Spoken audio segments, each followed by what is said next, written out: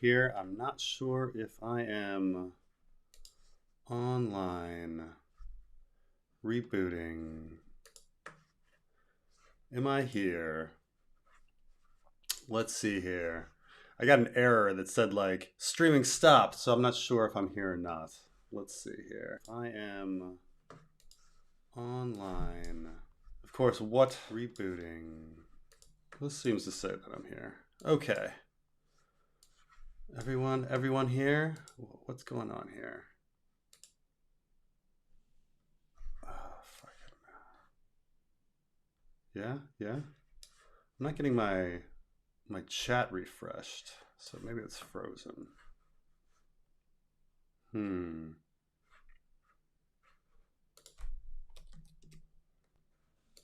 me try this again. Everybody loves it when I have my chat refreshed. So I'm here, but why isn't my chat coming in? Try this again. There we go. Let me try this again. They say it's not a proper Preston stream without technical difficulties at the beginning. So here we are.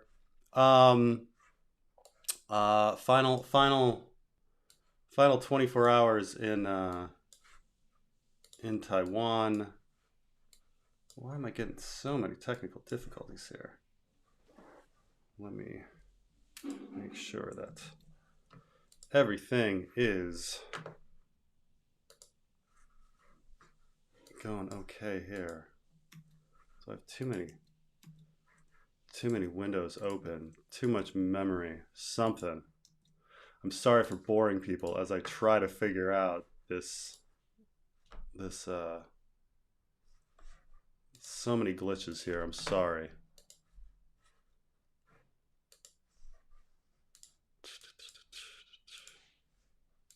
Oh my goodness.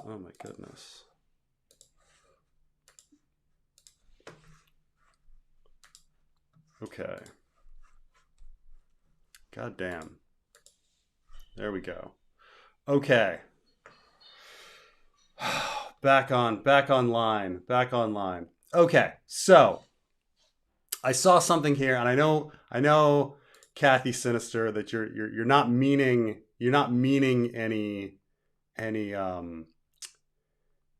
anything bad here, but I want to talk about the term boba.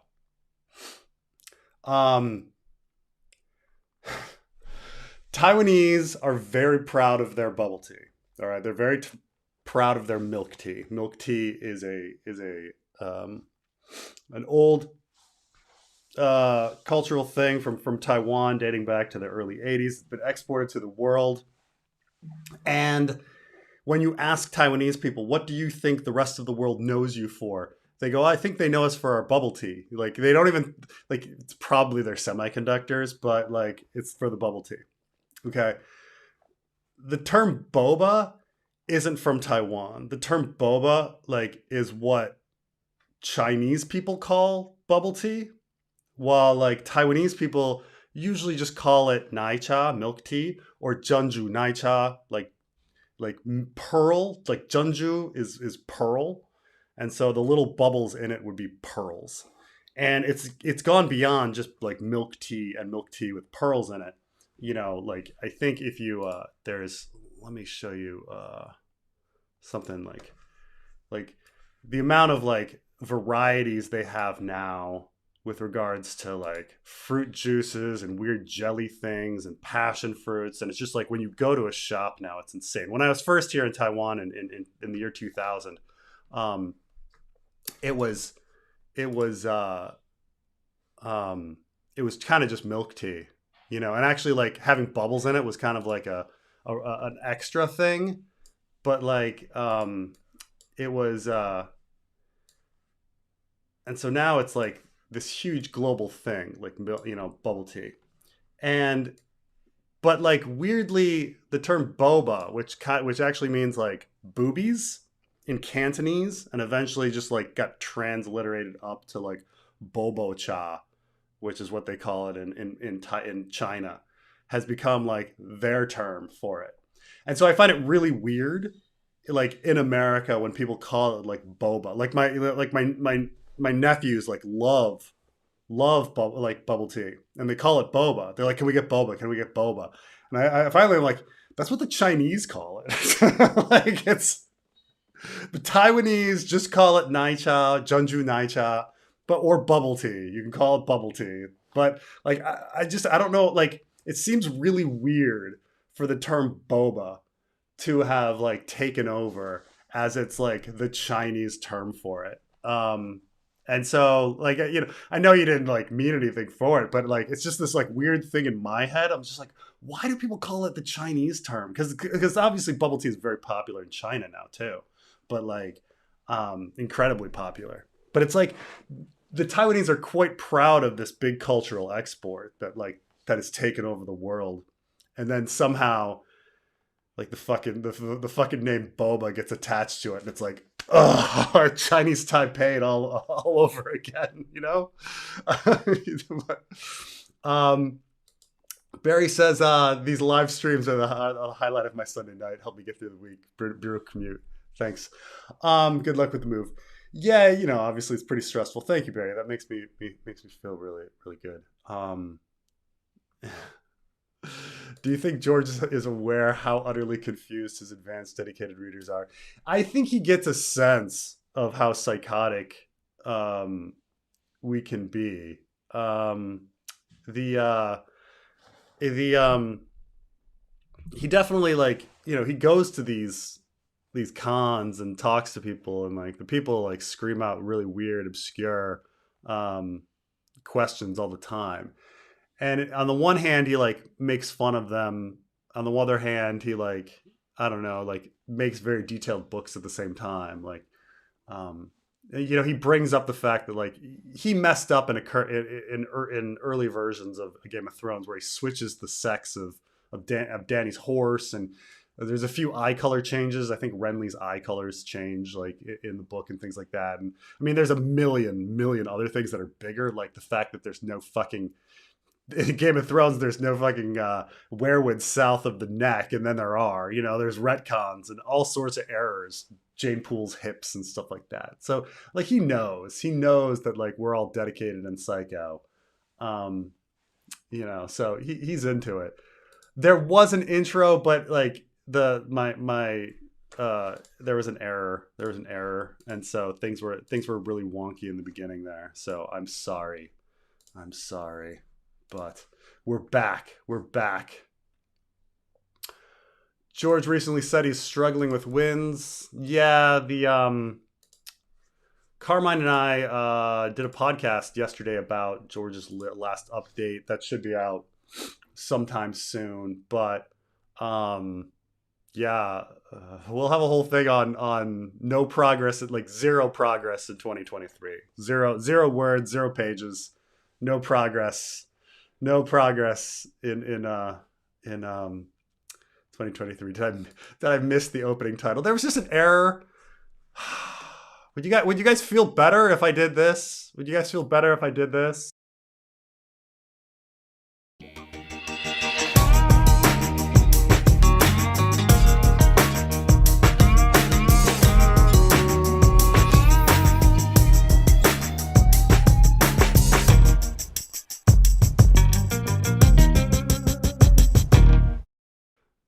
Does that make you all feel a lot better?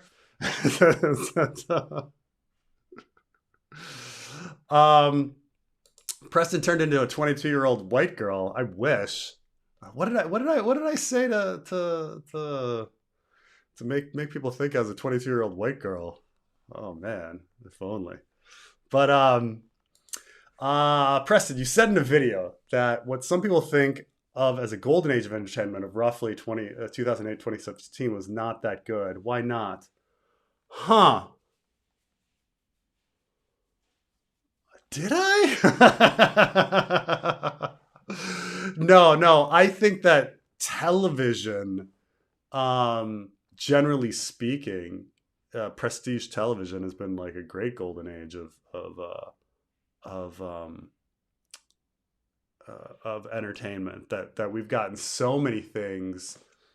I'm just trying to think like when like people always say like Breaking Bad is like the example of it, right? Breaking Bad came out in 2008, right? That was like people almost like take Breaking Bad as like the beginning of prestige TV and stuff like that. Um, no, I mean, I think there's that entertainment now is generally much better than entertainment um, in the past.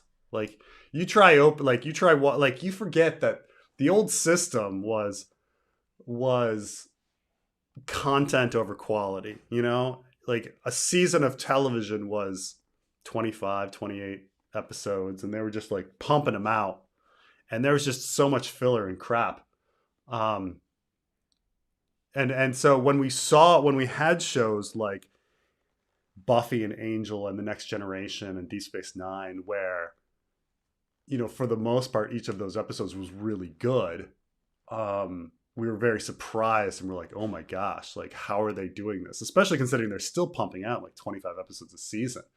And so I was very impressed with those shows. I don't know if those shows hold up against modern 10 episode seasons, like just the quality and the acting and the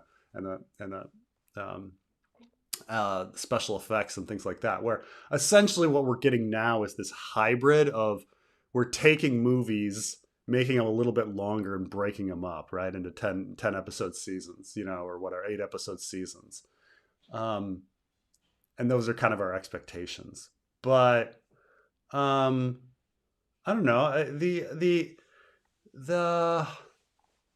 I think generally speaking, just the quality, the amount of time and money and effort that was thrown into to entertainment these days is fantastic and probably much better than what came before it. I mean, like I say, you start going into the 90s and the 80s, like it's slim pickings. You have to like really search out for the shows that were really good.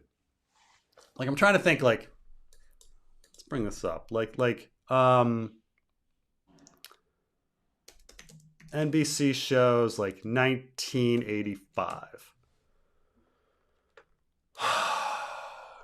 Okay, so 1985, Saturday Night Live, which is never, let's just never, Saturday Night Live has never been really that great. 227, I watched 227. It's a few jokes here and there. Santa Barbara, Cheers, Hill Street Blues, Cosby Show, Golden Girls, Remington Steele.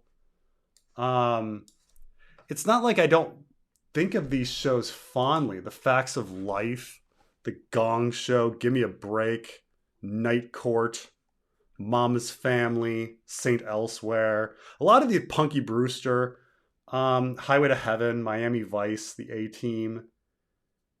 All of these things were, The Adventures of Gummy Bears, Different Strokes, Days of Our Lives, Silver Spoons. Wow, those were pretty fucking golden. Family Ties. It's not that I don't remember all these shows, but and think of them fondly, but I do think if you actually pull them up and try to watch an episode, it's not going to be as good as like people remember. People like maybe have like some rose tinted glasses. But I think I believe that entertainment now is better than it's ever been. Just the amount of time that people put into everything. Please, less politics and random stuff, more ice and fire. I mean, I'm sorry, dude. Like, I'm just gonna talk about whatever I feel like talking about. Like, that's just how it comes in. And keep in mind that like ice and fire is politics, and ice and fire is random stuff. Like, what makes ice and fire fun is that like it affects like really small random stuff in our life. And ice and fire is insanely political. Like, just in George's last appearance, he literally called Donald Trump a Nazi, like in his last appearance. Like George R. R. Martin is political. His books are political. It all relates. And like you can't really understand Ice and Fire and enjoy it to the full level unless you start thinking about the themes and the politics of it. Like that's just the way it goes, But is it brewed in milk, or do they just add milk like the other teas? They would call it milk coffee. No, it's brewed with the milk, um, all together. But like you don't just like have the tea and then add the milk after. That's I've never seen it done that way. I've always seen it all brewed together. But um, I'm all here for bubble tea. Yeah, bubble tea is I don't understand Taiwan is China. Yeah, yeah.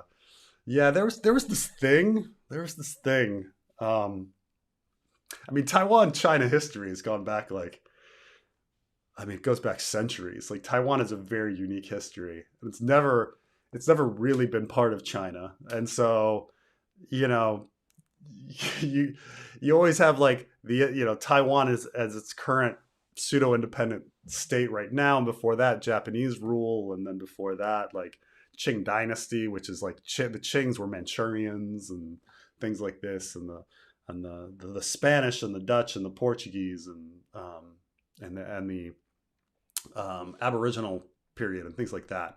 Like, oh, I get a downvote for that. I'm sorry, dude. Like, Taiwan's not China. Like, that's just like it's ridiculous. I understand it's the U.S.'s position, and most countries in the world's position, that like Taiwan is part of China. But come on, like it's so ridiculous. Um, it's just like and what like what's the point? This is the other thing is I don't understand. Like, what's the fucking point? Like, what's the point? Like, of thinking that, what does China get? Like, what do Chinese people get from this, like, Taiwan is part of China thing? Like, think about it. Like, how does that affect anybody? It doesn't. It's this, like, weird, abstract, like, national pride thing that, like, you only would be attached to if you had, like, nationalism in it, right? Like, unless you personally feel offended and like proud and shameful about the actions of the state, are you connected to this? So it's like most Chinese people have never met a Taiwanese person. Taiwanese people like don't, like there's a few business people that go back and forth, but like, most Chinese people have never met a Taiwanese person. So it's like only in the sense that like in school it's bashed into their head that Taiwan is part of China, that now they have some sort of like national pride feeling attached to it. And that's it.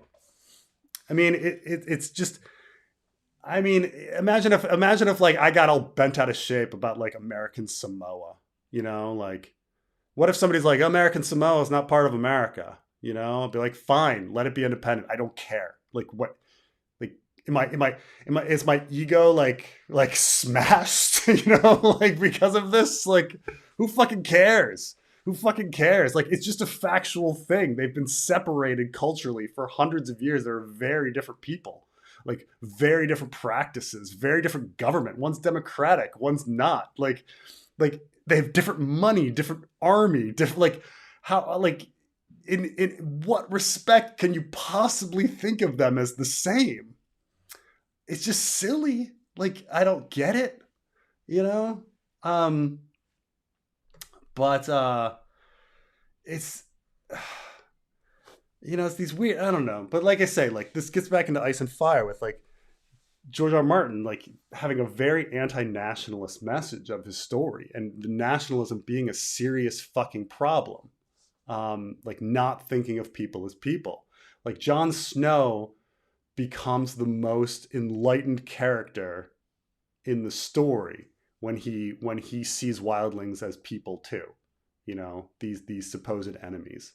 So, and that is the message of it, that if you think of these like nation state like and ethnicity barriers about like qualifying who is better and who is not, you will never ever like have a functioning system. You'll never get to know people and respect people and understand people if you just like innately think that like based on some sort of ethnic quality you are better, or you are kin to somebody for no fucking reason.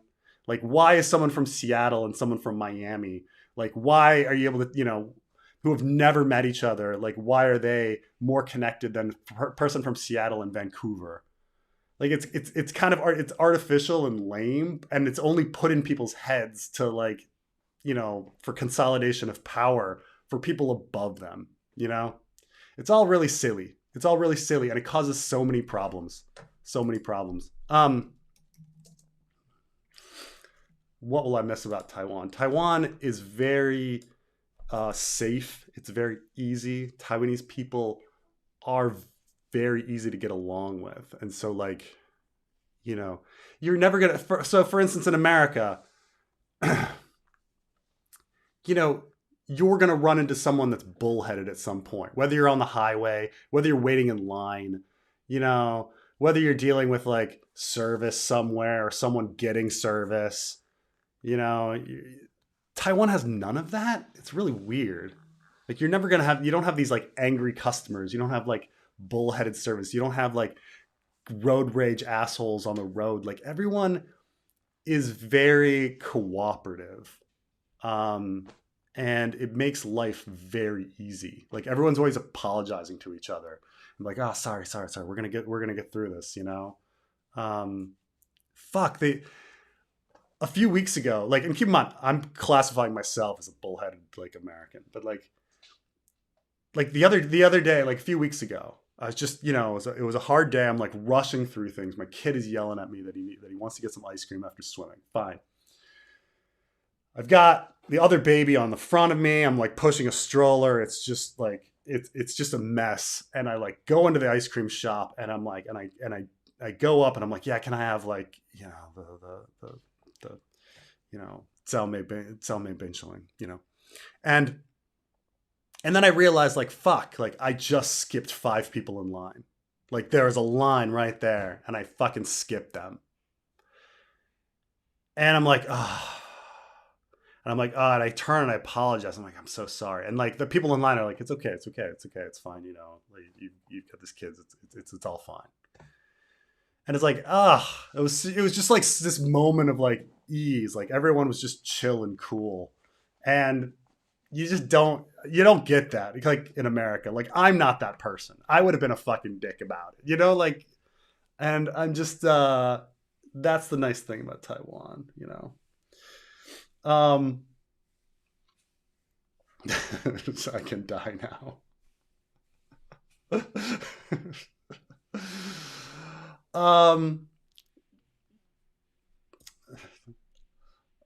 Let's see here. Back the stream.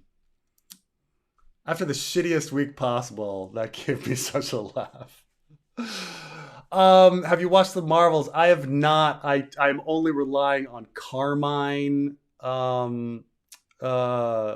opinion, and I trust Carmine's opinion.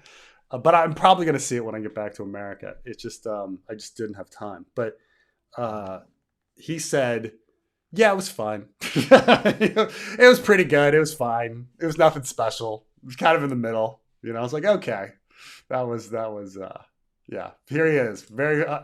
It was fine. Very mid. I've seen this person says low mid. I've seen the high mid to low mid. Like, I've seen people that are like, it was pretty good, and people that are like, it was a little bad. But anybody that's saying, like, an extreme, like, is probably off.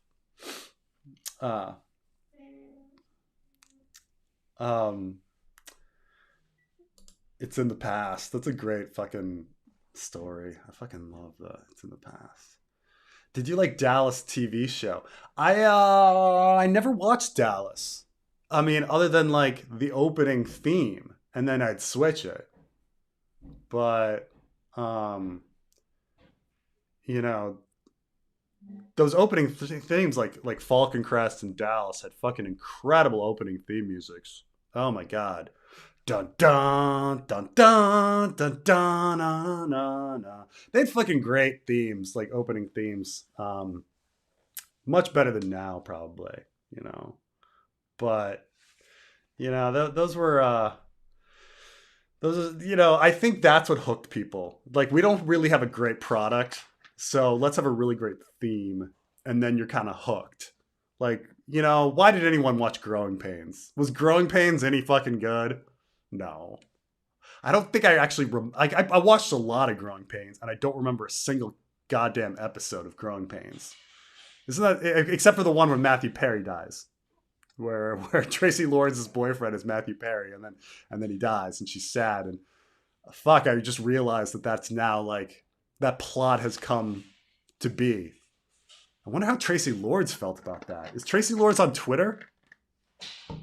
Or not Tracy? Is it not Tracy Lords? Tracy Lords was the porn star. Tracy Gold, right?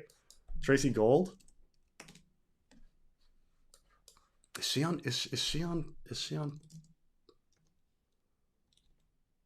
Is she on?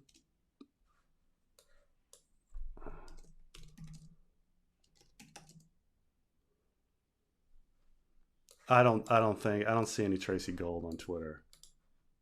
But man, that would be I would have loved to see her comment on it. Cuz that's kind of a unique thing, cuz like Tracy Gold literally had to act out and think about the death of Matthew Perry before any of us had to, and emote that. She was the first one. And then the rest of us, like, all follow.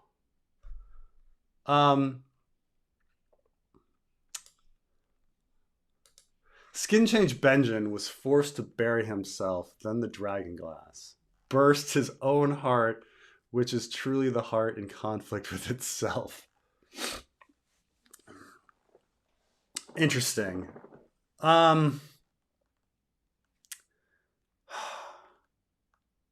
But where, trying to think like, well, first, like trying to think about the dragon glass. So like when John finds the dragon glass, a lot of people like talk about like who buried the dragon glass, and the dragon glass was buried relatively recently because like it's in a cloak, and the cloak is like not so rotted. Like he even says like that it was a recent bury. Which is very different from the show where they pull up like a relic of the fist of the first men of like old first men like relics, So we don't know who. So everybody, people wonder like, could it have been Benjamin that buried the dragon glass? Yeah, I guess so, or the children of the forest, or whoever, or Cold Hands. There's a lot of people that could have buried it. But how does one bury oneself? And then the dragon glass. If you bury yourself, aren't you under the ground? How do you bury the dragon glass after you're buried? Oh, burst his own heart, which is truly the heart in conflict. So the idea is that he buried himself, and then he exploded, or he like rotted away or something, and then the dragon glass like. I mean, his body would still be there. Those bones take a long time to rot. Plus, it's cold. Like, I understand you're being funny, but like, burying yourself would be really fucking hard. 1980s. Wow, I did not go that far back. That's 2008 to 2017 period is usually considered a golden age of games and films. Yeah, but I'm just trying to think like, because The Wire, for example, which is like so celebrated as one of the greatest shows of all time ever, unmatched, is 2002 to 2008. And, I still think there's, like, since 2017, there's just been some fucking incredible shows. I mean, just thinking about Andor, like, and things like that had Andor been ever come out in the 90s or the 80s, people would be like, oh my God, this is the greatest thing ever. And it would still be remembered. I mean, keep in mind, like, the mini series events that people celebrated, like, back in the day, like, we celebrated it as like this incredible mini series, and now people look back at it and are like, oh, that's horrible. Like Tim Curry is fine, but everything else about it, the miniseries, is horrible. But at the time, it was really celebrated. Like, oh my gosh. Even The Stand, uh, V the final battle, like V the series, like people really remember V. There was a series called America with a K, um, that I remember people being like really into, and now it's just like completely forgotten. Wow, Chris Christopherson, Robert Ulrich, Sam Neill. Wow, America. Yeah. Um, like we had such low expectations back then, but yeah, I mean, I don't know, why that decade of 2018 to 2017. Because I'm still thinking of so many great things that are before it and after it. Um, Westworld season one is still the goat. Yeah, I mean, it's the amount of like cinematography and filming and everything for that is incredible. And plus the the the fun that we had, like theorizing, and the time jump like catch in there. But the all of that would be um so the whole fun of these live streams is the wide range of topics. Yeah, I feel like people somehow like the stream of consciousness roundabout, because I get back into Ice and Fire. I do. Like I do. It's sprinkled all through.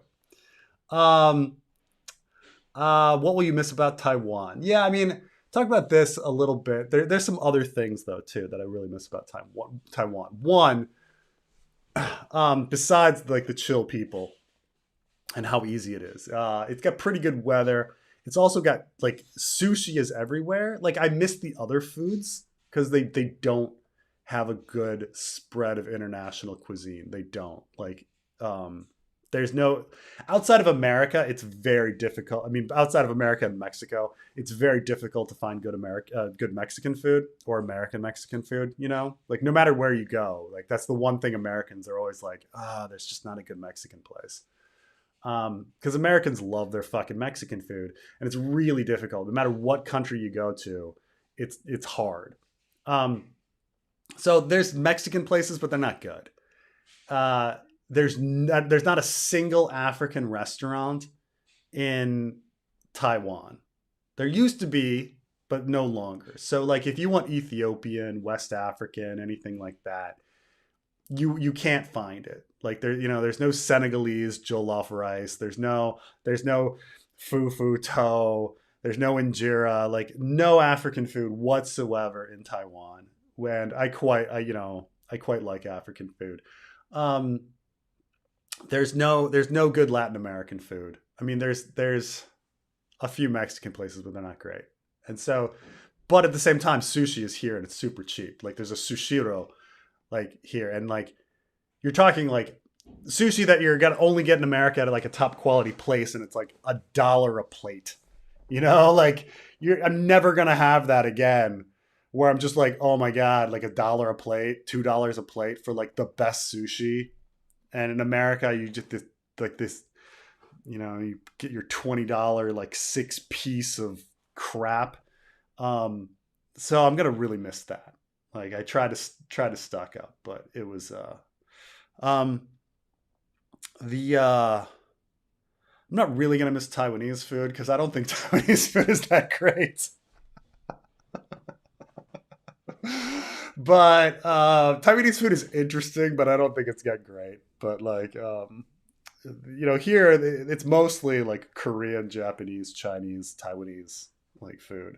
And Taiwanese food there is, in case people are wondering, like there is a lot of very specific differences to Taiwanese food than Chinese food, because Taiwanese, keep in mind that like, well, one, like its base of Taiwanese food is mainly Fujianese food, which Fujianese food is not exactly the cuisine of Chinese food that has made it global. Like people are like Sichuan food. People are like, okay, everybody loves some fucking Sichuan food, and like everything from Sichuan has been like declared the best Chinese food and is everywhere. Or like, Shanghainese xiaolongbao, or maybe some Beijing duck. But like for the most part, no one thinks about Fujian food. Like no one thinks about oyster pancakes and like bland fish and like sea worms, like in gelatin. Like, but that's like, but that's there. But then they're like Taiwanese are into sandwiches, and then there's like something called military cuisine because when the military came over, the nationalists lost. They built these ghettos, and they all lived in these ghettos, and then they'd share their recipes. And then America was providing free flour, so Taiwanese became very dumpling focused versus the rest of China. Like there's certain parts of China that are famous for dumplings, and they do like dumplings. Like Jinan is famous for dumplings, but like um, Taiwan like eats a lot of dumplings, shui jiao, and like it's because of the American influence of providing like free flour, and then like people would share their dishes at these ghettos, and like stuff like that. So there is a very unique flavor to Taiwanese food. I just don't think it's really that. I don't think it's that great, but I'll miss the sushi. Americans suck ass. Your childhood was void of proper British TV that made you all twisted extremists. Maybe. I'm trying to think. I'm trying to think of the British stuff that we got. It was very rare. Like, if you stayed up late and you watched PBS, so like you essentially have the growing up, you got the three networks in America. You got NBC, CBS, ABC. And then later on they added Fox. And then later on they added like UPN and WB, which merged to become the CW and stuff like that. And then you had these like upper channels, the UHF. But then you had PBS, public broadcasting. And PBS, really late at night, they would play a few British shows. They would play Monty Python, Are You Being Served, Red Dwarf, and Doctor Who. And that was about all you could, that was like the British exposure that like we got. So a lot of kids did watch Monty Python because like people would find that. Are You Being Served? It was there, but no one ever, it didn't have any like cultural salience. Red Dwarf, there's a bunch of American people that are super into Red Dwarf and super into Doctor Who from that. But like, that's all we got. That's all we got. Sadly. Taiwan deserves independence from both PRC and ROC. There's not much of ROC left. I mean, even in the sense, I mean, technically it's still the ROC, but like, like that sentiment is nearly gone, of it being a Republic of China, But like they're slowly trying to change everything to being Taiwan through very like you could look at like evolution of Taiwan passports. They're very funny.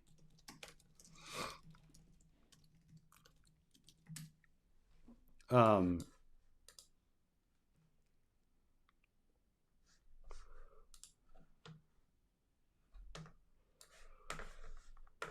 me bring this up, and this kind of represents like everything with regards to like Taiwan. So like originally you had Republic of China, Zhonghua Minguo, and this is important. The Zhonghua means ethnically Chinese as opposed to Zhongguo, which means national Chinese. So like you're gonna see like the difference between Zhonghua and Zhongguo for Chinese is a very important distinction that doesn't really translate over to English very well. And then you can kind of see that Taiwan was added, and then Taiwan got bigger, and Republic of China was removed in English and things like that. And they're working on trying to get rid of the Guomindang sun and things like that because people don't like the one party's symbol is on it, but it's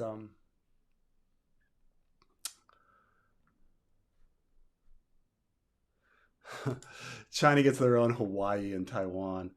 uh I mean, it's not that, like, Hawaii is beautiful though. I mean, Taiwan's beautiful and stuff. Like, like, China has Hainan, which is their, like, beach holiday island, but there's not that many beaches in Taiwan. There's a few, Kunding and such, but it's not. Taiwan has, like, a lot of beautiful mountains and, like, nature and stuff, but it's not the same, like, beach holiday destination that that like that Hawaii is, though. um, I don't even know if, like, I don't know how much the Chinese like beach holidays. Let's see. I remember when Messi trolled the CCP by arriving in China from Taiwan without a passport, and he was like, "I thought Taiwan was China." That's funny. I mean, only Messi, like, you. It's funny how, like, some people have to bow to it, and, like, someone like Messi, who's just, like so incredible that he can do whatever he wants. Um, like, John Cena had to freaking bow down. In Game of Thrones, Arya is saying goodbye to Jon and pokes him in the back with needle. Backstabber. Would she have any reason to betray Jon in the books? Hmm. I can't think of anything. I mean, the relationship between Jon and Arya is very much played earnest. Like, that they both love, that they both love each other.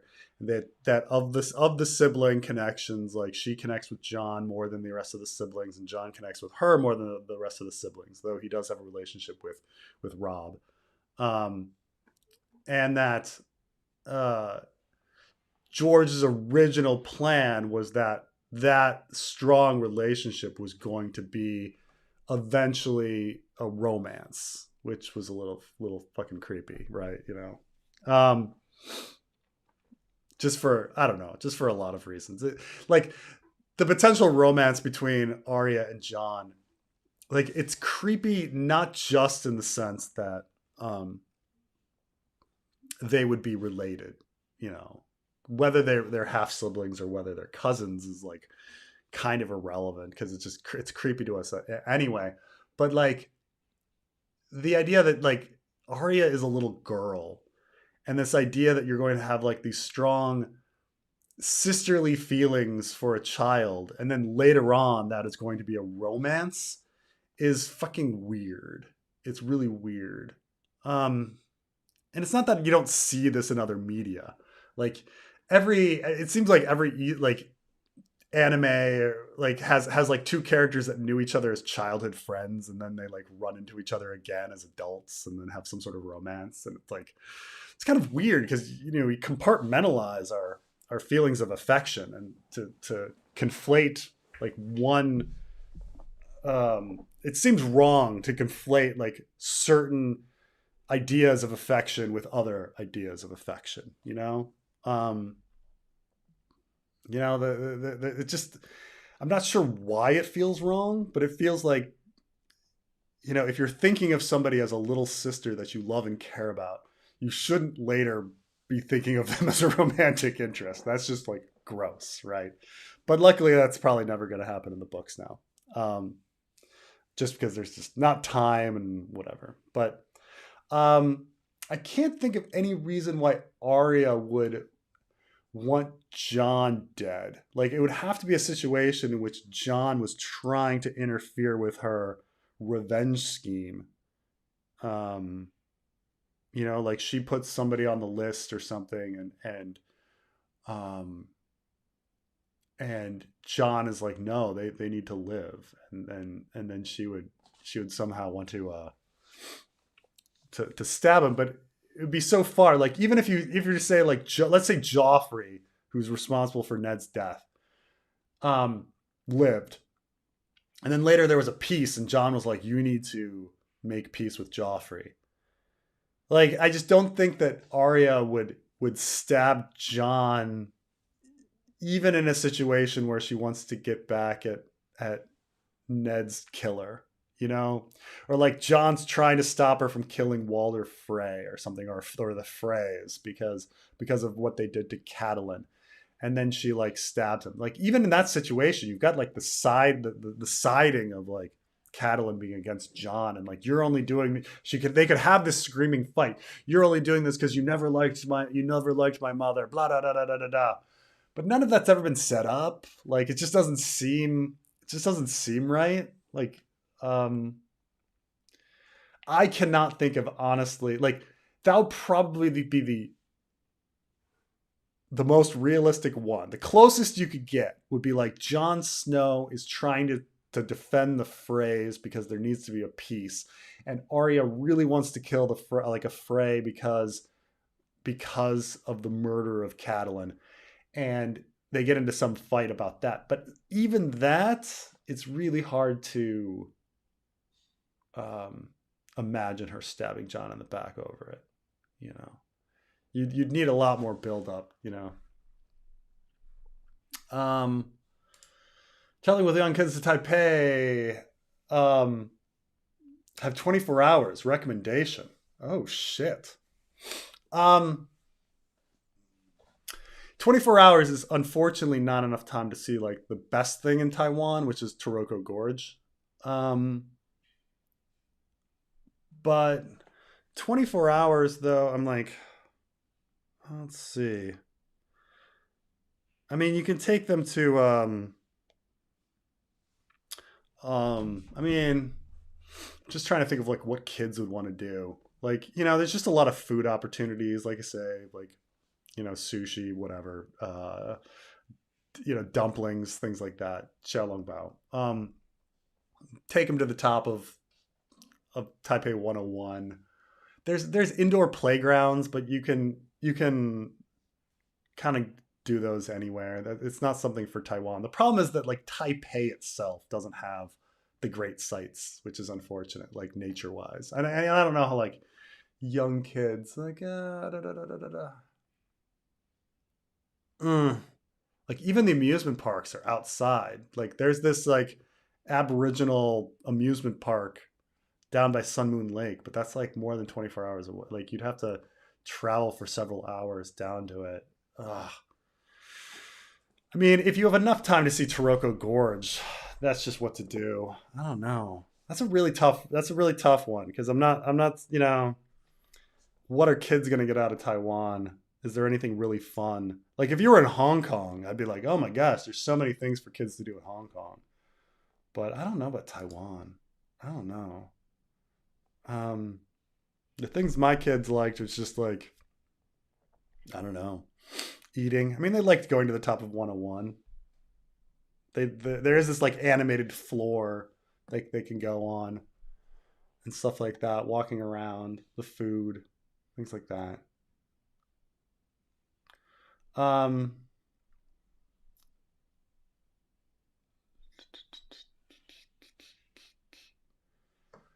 where you going? Going to America. Going to America. Yes, I'll still be streaming. Still be streaming. So don't worry about that. Watched every single stream in the last 6 months. Sad to see an era. Wow. It's it's funny because like sometimes you know I just feel like I like ramble and um like I say people catch me on like you said in this stream this and now you're saying this. I'm like, oh fuck, well, god damn it, because I just like because sometimes I just fucking ramble. So it's funny to think that someone's like heard all of my rambling for the past 6 months. Like it's kind of uh you know, makes me self-conscious. Preston, concerning plot holes, why didn't Tywin just melt down the Valyrian steel knives like the cat's paw and use that to make his house sword? Seems like smaller Valyrian steel weapons are common. You're right. It's really silly. Um, there's so much considering like how much honor and prestige people get from these house swords and like what a sticking point it was for Tywin and how like he couldn't get anybody to sell him any house swords, fine. But then Valyrian steel like daggers and shit like just go unnoticed and forgotten, like the cat's paw blade. I mean, you're absolutely right. Like, of course he should have been able to do that. It's silly. It's also very silly that he wouldn't have been able to find a house that wouldn't have like parted with one for a lot of money. Like, come on. And this is also the same universe where G.R. Mormont's like, here, Jon Snow, have my family sword. like none of it squares. None of it squares. Like on how like easy or hard it is to get a Valyrian steel blade. I mean, it's just you're absolutely right. I cannot justify it, but are you a fan of Kurt Vonnegut? Great author and coined the term Grand Falloon to refer to proud and arbitrary groups. Oh, we sort ourselves into. Yeah, for a long time I was a big fan of Kurt Vonnegut. I've read a lot of his work, especially when I was young, and you know I was very into his kind of in your face humor. I think over time, like, you know, like any author, he gets repetitive. And so like, I think it was like, I read too much of his stuff and then I got tired of it. It's like, I ruined myself on Kurt Vonnegut by reading too much, you know, and then you're like, oh, it's this again. Oh, it's this again. But I do really like a lot of his grand ideas like that. And he makes people very uncomfortable and in his writing, and I don't know if it's like if it's intentional or if he's if he actually like thought that way. I saw him speak when I was in college once, but he was kind of old and I don't think he was as sharp as he used to be. But he I don't know. I really enjoyed Breakfast of Champions. I really enjoyed that book. And then other books like Slaughterhouse Five and Cat's Cradle. It's not that I don't appreciate like their importance, but and thematically and everything, and how like, but I don't know why I didn't enjoy them as much. I don't know if they're as readable as Breakfast of Champions was.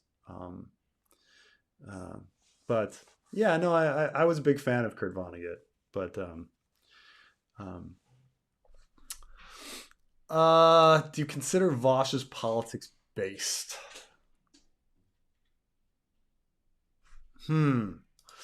Well, let me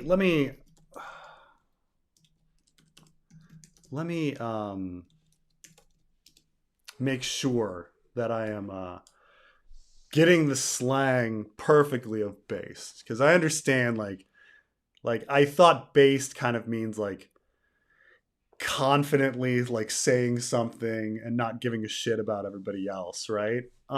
Based is a slang term that originally meant to be addicted to crack, but was reclaimed being yourself and not caring what others think of you to carry yourself with swagger.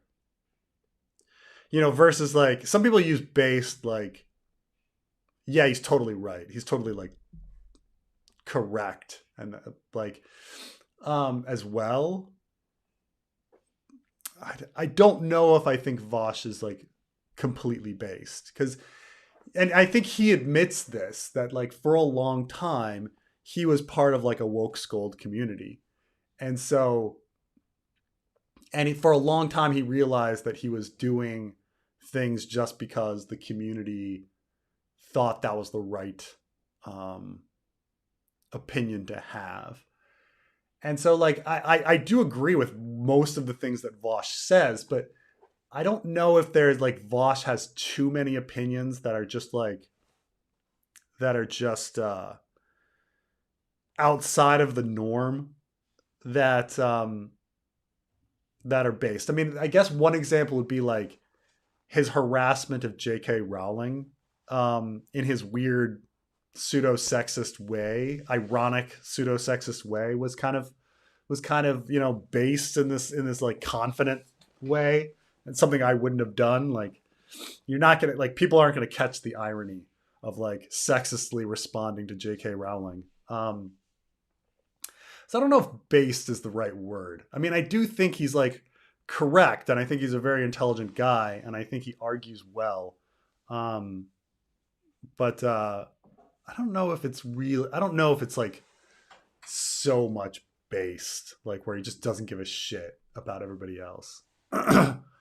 Like, not giving a shit about everybody else like sounds more like Destiny, where he just like is saying whatever and he doesn't think about the political groups that he's in and stuff like that. That gets a downvote. Like, I don't, there's this thing about the like the word based, like am I using it correctly? Like saying something and not giving a shit about somebody else. Like, I mean, Elon Musk doesn't seem to fucking give a shit, and he just says stuff. J.K. Rowling like doesn't give a shit. Like, is she based? Like, I don't know. Like, not giving a shit is not necessarily like a great thing.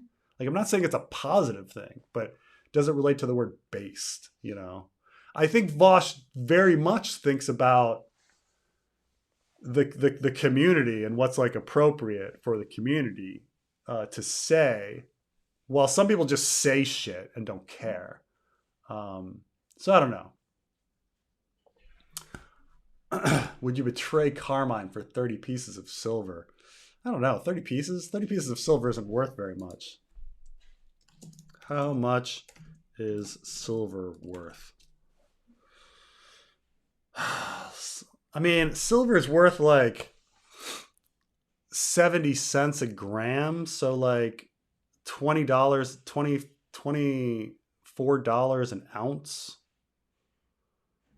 So that's like 30 pieces of silver. I mean, how much is a coin? Like, is that an ounce? So like 30 pieces of silver is like, it's just a few $100. I don't think so. Chicago style pizza is definitely the best pizza. I agree.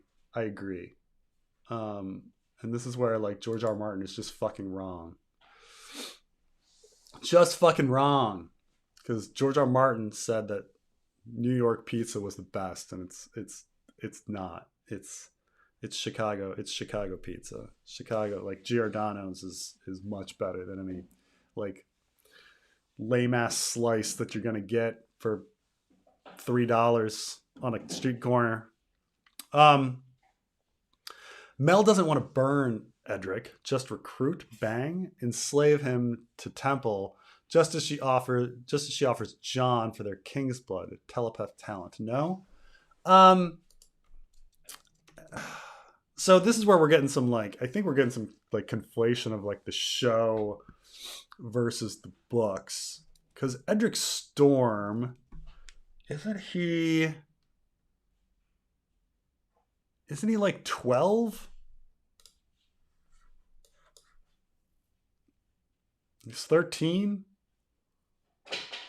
So he's a little young for the whole like sex thing. I understand that they totally, like in the show, they totally did the Gendry, because Gendry in the show was both Edric and Gendry.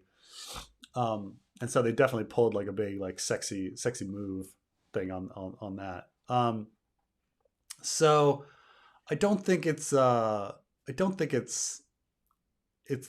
I don't this is funny thing, because Stannis certainly denies that he ever wanted to hurt Edric Storm, because Edric Storm was his own blood. But of course, like later, we kind of know in George's plans, or original plans, that he wanted to have Stannis burn Shireen, which is like an ultimate betrayal of that. Like Stannis is sitting there protesting the entire book, like, I would never hurt my own kin, but then he fucking kills Renly and I guess would later on kill Shireen. So I think like Stannis, at least on a subconscious level, did want to kill Edric, and Davos like was probably correct in having Edric kidnapped. And then the thing is, like, would Melisandre be willing to kill him? I think absolutely. I mean, if she's also on board in killing Shireen, then yeah, she would totally kill Edric. She burns a lot of people and doesn't have any guilt over it. You know, like, she feels in the Melisandre chapter, she feels no fucking remorse for the brutal murders that she did. So it's so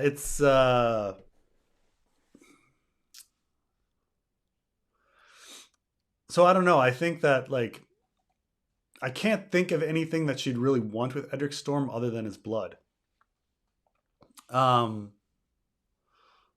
Recruit him, like, if she recruits him, say she recruits him to the Lord of the Light, like, what does that do for her? Like, her whole thing is like Azor Ahai, serving Azor Ahai in the fight against the others, or the Great Other, I should say.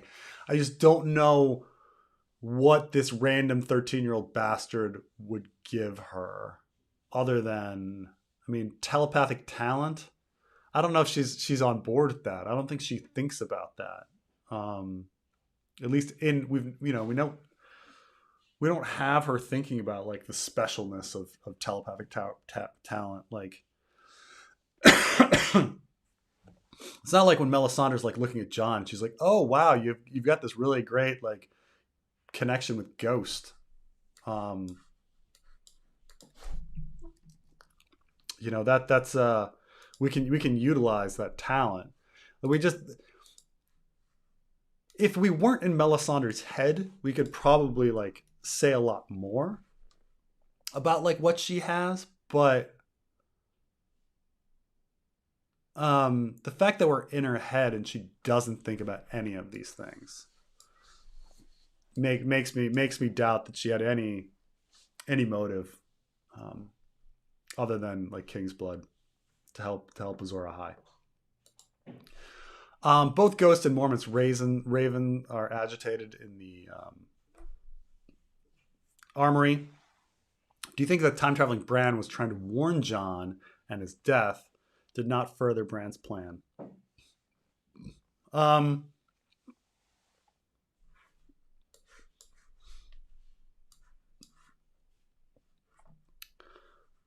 me think about... I know Ghost was acting all weird. Let me think about the Raven. Let me see here.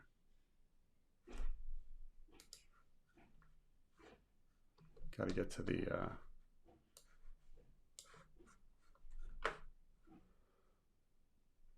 Search of Ice and Fire is totally just, like, broken these days. It's so sad. Nothing seems to work on it. Like, if you get too many search results, like, it just doesn't fucking work. Maybe if I search for Mormont's Raven. Here we go. Girls. Squawk Mormont's Raven. Girls. Here we go. Mormont's Raven seemed agitated. Hello, V2. How are you? How's it going? Are you there? Yeah, I'm good. Yeah. And you? I'm doing well. Well, You're stressed out. Got a lot of things to do. yeah. You're going back to DC? Yeah. Back to DC. Yeah. Be in DC for, a good, like, 10 months, and then off to the Dominican Republic. So. Oh. Yeah. Cool. Yeah. Oh, yeah. So I don't know, people have been with me for a long time. Like, they know that, like, I'm in different locations. Like, I was in Frankfurt for a while, back in DC, and then Taiwan. I guess if you're super old, you can remember time when I doing stuff in Egypt, like when I first started the channel. Maybe. I don't know, man. Um, let's see. I'm still still thinking about like Mormont's raven being agitated. Snow. You shoot him off. Satin started to fire. Bring flagon of mulled wine. Yeah, ghost can smell the stink. Easy, ghost. Um, that is the real question of like, um, who is warning John to be careful, and why at this moment? And because you'd think that like if it were Bloodraven or time traveling Bran, that they would be more successful than just like having the birds kind of like yell stuff. Why can't it be just the animals? They could just be I the think. animals. Yeah, like Ghost by itself, you could understand it's just the animal. Like because we saw the same thing with Grey Wind, like mistrusting Phrase and things like that. and some are in the attack Yeah, against Caitlyn. Yeah. but then there's like the question of like what to do with um uh what to do with the Raven. Like you feel like does the Raven have his own personality by himself? Hmm. Hmm. I don't know. I don't know. This is the funny thing about like the idea of it. Like I was kind of taking the opposite route that time traveling Bran wanted John to die, and that it's like an important sacrifice for Bran in order to try to get what he wants, in the world. Like, oh my God, what kind of person am I if I'm killing my kin? Well, I'm doing what's needed to be done, just like Bloodraven is doing what he needs to be done. Um, but then like we have these unsuccessful warnings, like what? Who has Grey Wind, and who, or is it just the animals? The animals are like they sense something. Um, the bird kept screaming, snow. You'd think that like the bird would yell something better than just snow.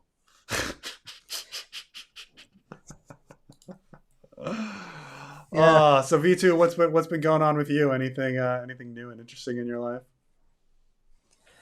Uh, Not much actually. I've been. I, I I tried to enter in the stream before. I was looking for the link. There was Mm. something um, because it was like 25th anniversary of Clash of Kings, the Oh book, yeah. the first book. It's funny how long it's been. And, and, and 25. yeah, and I've been thinking a bit of some things, but like, do you think there's a lot of talks about the waking the dragon from the stone since Mm. the Clash of Kings from Melisandre, and the sacrifice we're talking about Edric Storm and stuff, and it's always like interpreted as waking like the statues of Dragonstone. But I'm thinking, should maybe Stannis has a secret dragon egg or something? I mean, it's hard to say what George is doing in retrospect. I think Carmine and I talk about this on a podcast but the waking of the And dragon at the wasn't end of this on? the waking of the dragon at the end of Clash of Kings. I think at the time George was honestly just thinking about Bran waking up and that Bran is the dragon. Like I think that like in his at that moment, that's what he was thinking. Um, because it's quite clumsy, the entire like seeing a dragon in the sky and Osha saying we made enough noise to wake a dragon, and then Bran's third eye like opens, right? So it's like the dragon is Bran, um, in that. But like you're right that like later on, George starts retroactively shoving other things in there, like the talk in A Dance with Dragons about the eggs and warming up the wall and stuff like that, and Shireen talking about the dragons at Dragonstone waking up and things like that, and waking the dragon.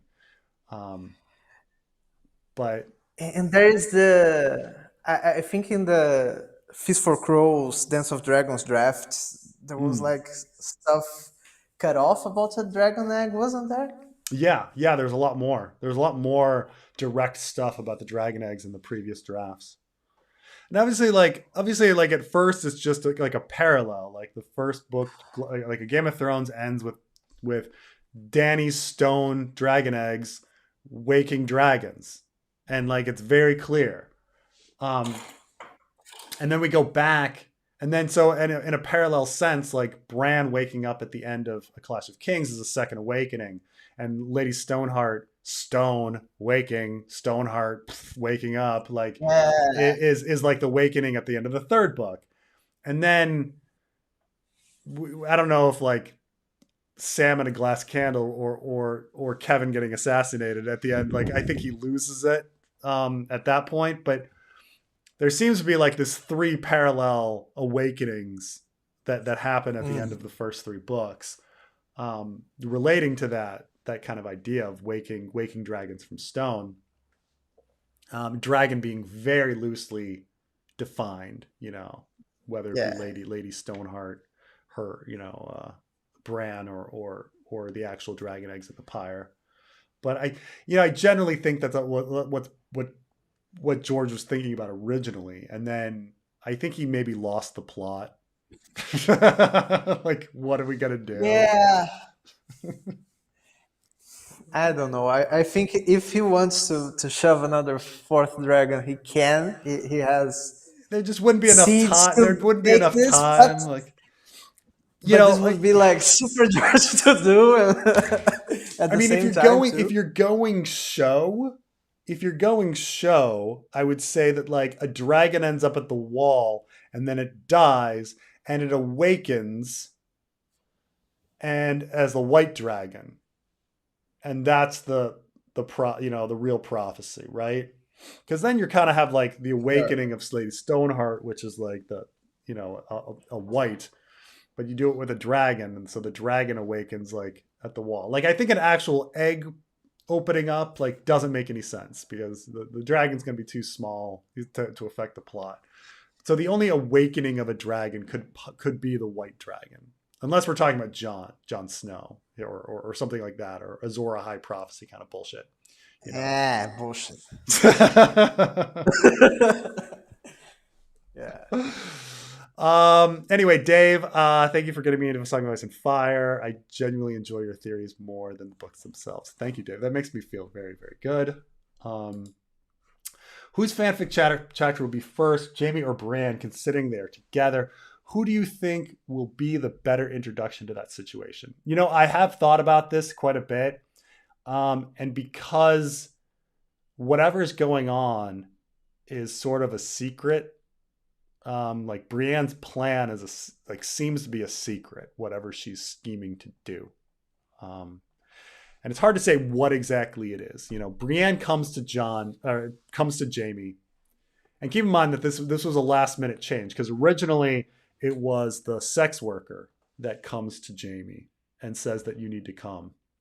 But this is changed to Brienne, and she says you need to come with me or else the Hound is going to kill Sansa, right?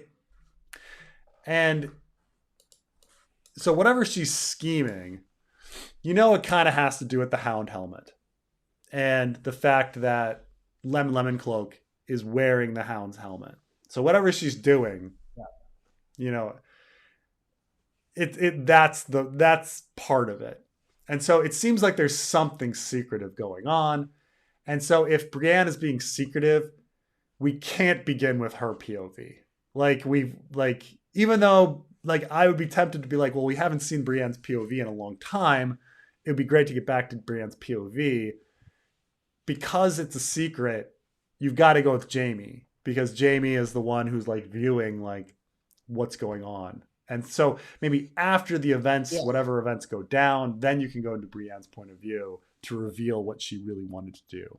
But as much as like as much as I'd like to really get into Brienne's point of view again, I think you got to go Jamie first. You'd I agree? totally agree. Yeah. I, I wrote and I sent you. I don't know if you read, but I wrote the first a first Jamie draft slash outline. Um, I did, but it's been a long time. It's been a long time. yeah, but it totally ruins the surprise if you start with Brienne. You have to start with Jamie. Yeah, yeah. So, which is unfortunate because I fucking love Brienne, and I think Brienne is probably a more interesting uh, point of view to go in. But was What, glad to what hear you. Oh, what were you saying? what is the problem I'm having with Jamie is that like he's missing for 2 weeks or 3 weeks or a month in Yeah, epilogue. So what to do with him? It's too much time to be wandering around in the Riverlands. it's Doing what? true. So secret to anybody yeah. Yeah, you are right, and even it's funny. Like, bring back the. Let's see here. Hold on a second. Because even thinking about like And I'm looking Brienne at even this says like like, the "Oh, the point Hound like is 1 day away." Brienne yeah even says in the Hound is 1 day away, but they're gonna have to wander like for 2 weeks or something like. I don't know what to do. yeah you're right because like Jamie's been so epilogue is the first day of winter, and like one of the things when we were like planning the story here was trying to get everything done that needs to happen before the first day of winter. Um, and I realized like okay we did prologue, we did Elaine, we did you know which was Elaine. The reason there Elaine is still in autumn. She specifically says it's still autumn, and so we know Ariane is before that. We know that the Ario Hota has to happen before Ariane because Ariane mentions that Hota is already doing his things when she's doing things. So we know that has to happen. Yeah. Might as well shove Daenerys in there because we haven't heard from her. Elaine 2, we purposely made it the first day of winter just because we needed to advance Elaine's story. Ariane 2, around that time, Envoy, we got all that in. And then first day of winter kind of stuff, like John, Ariane, this is around that area. You know, 10 chapters in is when we have first day of winter, around there. I want to say, in between Envoy and John 1 is first day of winter. So, like, if we do a Jamie chapter, do you shove him all the way back here before everything gets going? Which, maybe because it's the beginning here is filled with a lot of characters that people don't care too much about, except for Daenerys. I understand, like, I care about Sansa and Elaine and Hota, but most people are looking for John Tyrion, Danny kind of stuff. So do you put a Jamie in there, or do you just put Jamie later on? Um, it's hard stuff to think about because then you're just pushing that first day of winter like further and further into the story. It's already the first day of winter is already like 9 chapters in, and we don't But even that's have just for growth. we don't I want to say like the resolution of all the first day of winter stuff was in the Bravo chapter, with all of the Raven stuff. And so it's like that first day of winter stuff was resolved, and to shove another chapter in before it's just hard to think about. Hard to think about. This is why George just isn't making any progress. He's just, how is he supposed to deal with it? Yeah. Glad to hear your book is complete. Have you seen Killer of the Flowers Moon? Random question. Goodfellas or Godfather. Godfather 2 might be the GOAT. I have not seen Killer of the Flowers Moon. Everybody says it's incredible, though it's bombing. Oh, it's great. It's Yeah. great. Random question: Goodfellas or Godfather? I enjoyed Goodfellas more. I think it had more colorful characters that I think we felt sympathy for more than Godfather. Um, I don't know what it is. I think it's the whole like you need to be part of the family business and like kill for people. Like I don't connect say with like Michael or Sonny or Vito or Fredo as much as I connect with the characters in The Godfather. I mean, in Goodfellas, like Ray Liotta and Ray Liotta's wife and things like that. Like, I find them more human and less as caricatures. And it might just be the fact that like Godfather is so iconic that they become characters. Like, have you ever met anyone like Vito in your life, like who talks like that, who's like, I don't know. And so I prefer Goodfellas. And I actually like Godfather 1 more than Godfather 2, but that's just me. I know everybody else likes Godfather 2. I admit that like Fredo is incredible in Godfather 2, but also there's like a lot of time with them in front of Congress and like going to Cuba, a lot of random shit in Godfather 2 that that is weird, and I'm not sure if I even enjoy all the flashbacks. I don't know.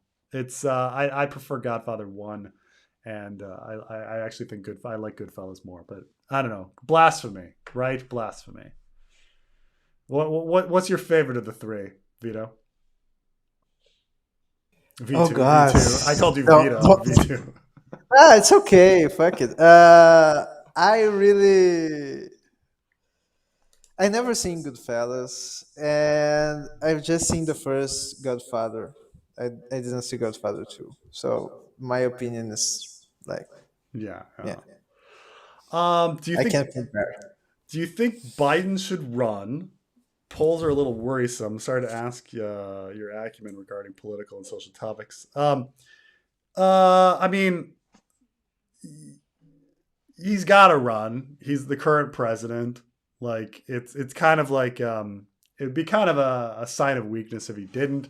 There's no one else that's really like that's strong. Biden, as much as people like talk about these polls, like Biden's very well loved, and you got to remember that like polls, there's a lot of reasons polls don't translate to real life, and that is because like you're looking at like likely voters and who has a phone and who's answering these things. And Biden has institutional connections where a lot of people organize and go out for him. In the union community, in the black community, all these sort of things there's institutional organizations that go out and get out the vote. And that Biden has very good connections on. And so I would think it would be, I mean, obviously people are like, oh, he's old. Well, yeah, he's old, but Trump's old. He has to run. He has to run. There's no one else. I mean, what the governor of California, like it has to be Biden. But anyway, I don't know if the polls are. I don't know if I'm too worried. Like the what the last elections have taught us is that real policy that affects people on a day-to-day basis is enduring. Like, yes, like day to day, you can try to like influence the numbers. Like, oh, like Hillary's emails. Oh, critical race theories on these like useless topics. On useless topics, you can get people riled up momentarily. You can over nothing, flag burning, whatever. But there are enduring things that people will always care about and actually go out to vote because they are very important to them. Social Security for elderly people. The Social Security, like elderly come out in droves and vote over Social Security policy, which is why no one ever touches it. And so what we found is that, yeah, you know what? Overturning Roe v. Wade was a huge mistake for Republicans. Women aren't going to forget about it. Like, it's not like, this is like a passing whim. Like, oh, I totally forgot that they banned abortion. Like, that's not going to happen. Like, women are going to keep coming out and voting over and over and over and over and over until the laws change in every state, and have um, protection of women's reproductive rights. That's just going to happen. And so I don't even think Biden has to worry that much. I mean, I say, like, we should all worry, we should all go out and vote, because it's fucking insane if, like, Trump would win again. Oh my God. Like, what the fuck? Like, the whole country would fall apart. Like, but he, women are going to go out and vote, and they're going to vote for the Democrat. They're going to vote for Biden. And these, like, little whims here and there, these poll numbers, these fake issues, will go away. When you have a real fucking issue, like, people vote over that real fucking issue, So it's like, that's just the way it is. Like, and all of the elections since the overturn of Roe v. Wade have just had huge bumps for Democrats. Like, every single one. So this is the age we're in. Like, women are 51% of the population, and this is a really important issue for them. So it's just, yeah. So it's so funny, like, these like, I don't know, people that live online and live in these bubbles and stuff, and they forget about how the real world works. Like I say, like the grifter channels that are like, yeah, haha, the Marvels is crashed as a movie. People realize that, like, woke politics is over. Yeah, the feminists are crying. And it's like, do you think feminists care about boss girls in movies, or do you think feminists care about reproductive rights? Because we can go to Now, you can go to these websites. They care about, none of them are listing, like, putting more female representation in Marvel movies. No, they don't fucking care. They fucking care about reproductive rights, and they're gonna fucking vote that way. It's the Republican Party, like, doomed themselves by overturning Roe v. Wade. Is the Santa story the whole road to hell is paved with good intentions character arc? It seems like it to me. Uh, it's certainly a road to hell. I'm thinking about the good intentions part. Um,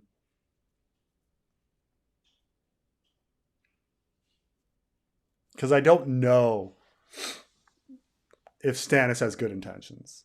Like, I know he occasionally gives lip service to that, especially in, like, at the beginning of Dance with Dragons and to Davos and things like that. Like, oh, I need to be the king that does this and this and this. But his initial, like, excuse was, like, I don't care if it's war. Like, I'm justly the king, and justice must, like, prevail, and things like that. Like, everyone kind of agreed that Renly would have been a better king, and Stannis didn't care, right? So, he's not a utilitarian in a sense. Like, he's not there to do what's best. He really does just want to be king. But Stannis is such a contradictory character. He's so different from different points of view, from Davos to Jon to Asha, and he says so many different things that it's really hard to read him. So I don't know. I don't know if he has good intentions. I don't know. I think he's kind of selfish. I think he's selfish, and he just wants to be king. And he just wants to be that really important person. I don't know if he, like, is really thinking about the like, saving the world or anything like that, or if he even believes it. You know, I don't Yeah. know. What do you think, Vitor? Yeah, because Stanley's story is not like his story. He's not the POV. Like Yeah, the importance is Davos, is Melisandre, is John, is Asha, and now Thea, whatever. But I think that for Davos stories, I think it's like that. I think you're If you right. kind That of from Davos's point of view, he gives Stannis a pass because he thinks that Stannis has good intentions. yeah. Yeah. But I don't know if Stannis. I mean, maybe that's why everybody loves Stannis. Is that like Stannis is what you want him to be? He's this like shifting. He's this shifting character that is completely different from the different points of view. Um, and so for fans, he is what he is. What he is, you know. He's the strong leader to some. He's the rightful king to others. He's a clever, a resourceful, um, uh, like guy who can improvise to others. I know some people are like, I love Stannis because he's like down and out, but he improvises and he's back on fucking top again. You know. So I think he is what you know. He shifts. He shifts around. He's a shadow, moving shadow. Shadow on the um, wall. what was actually going on with Marillion in A Feast for Crows? I've thought about poor Marillion a lot because there is, George does love to torture singers. yeah, and so at first I was like, my first read, I kind of went through this period where I'm like, there's no way that Marillion is actually dead.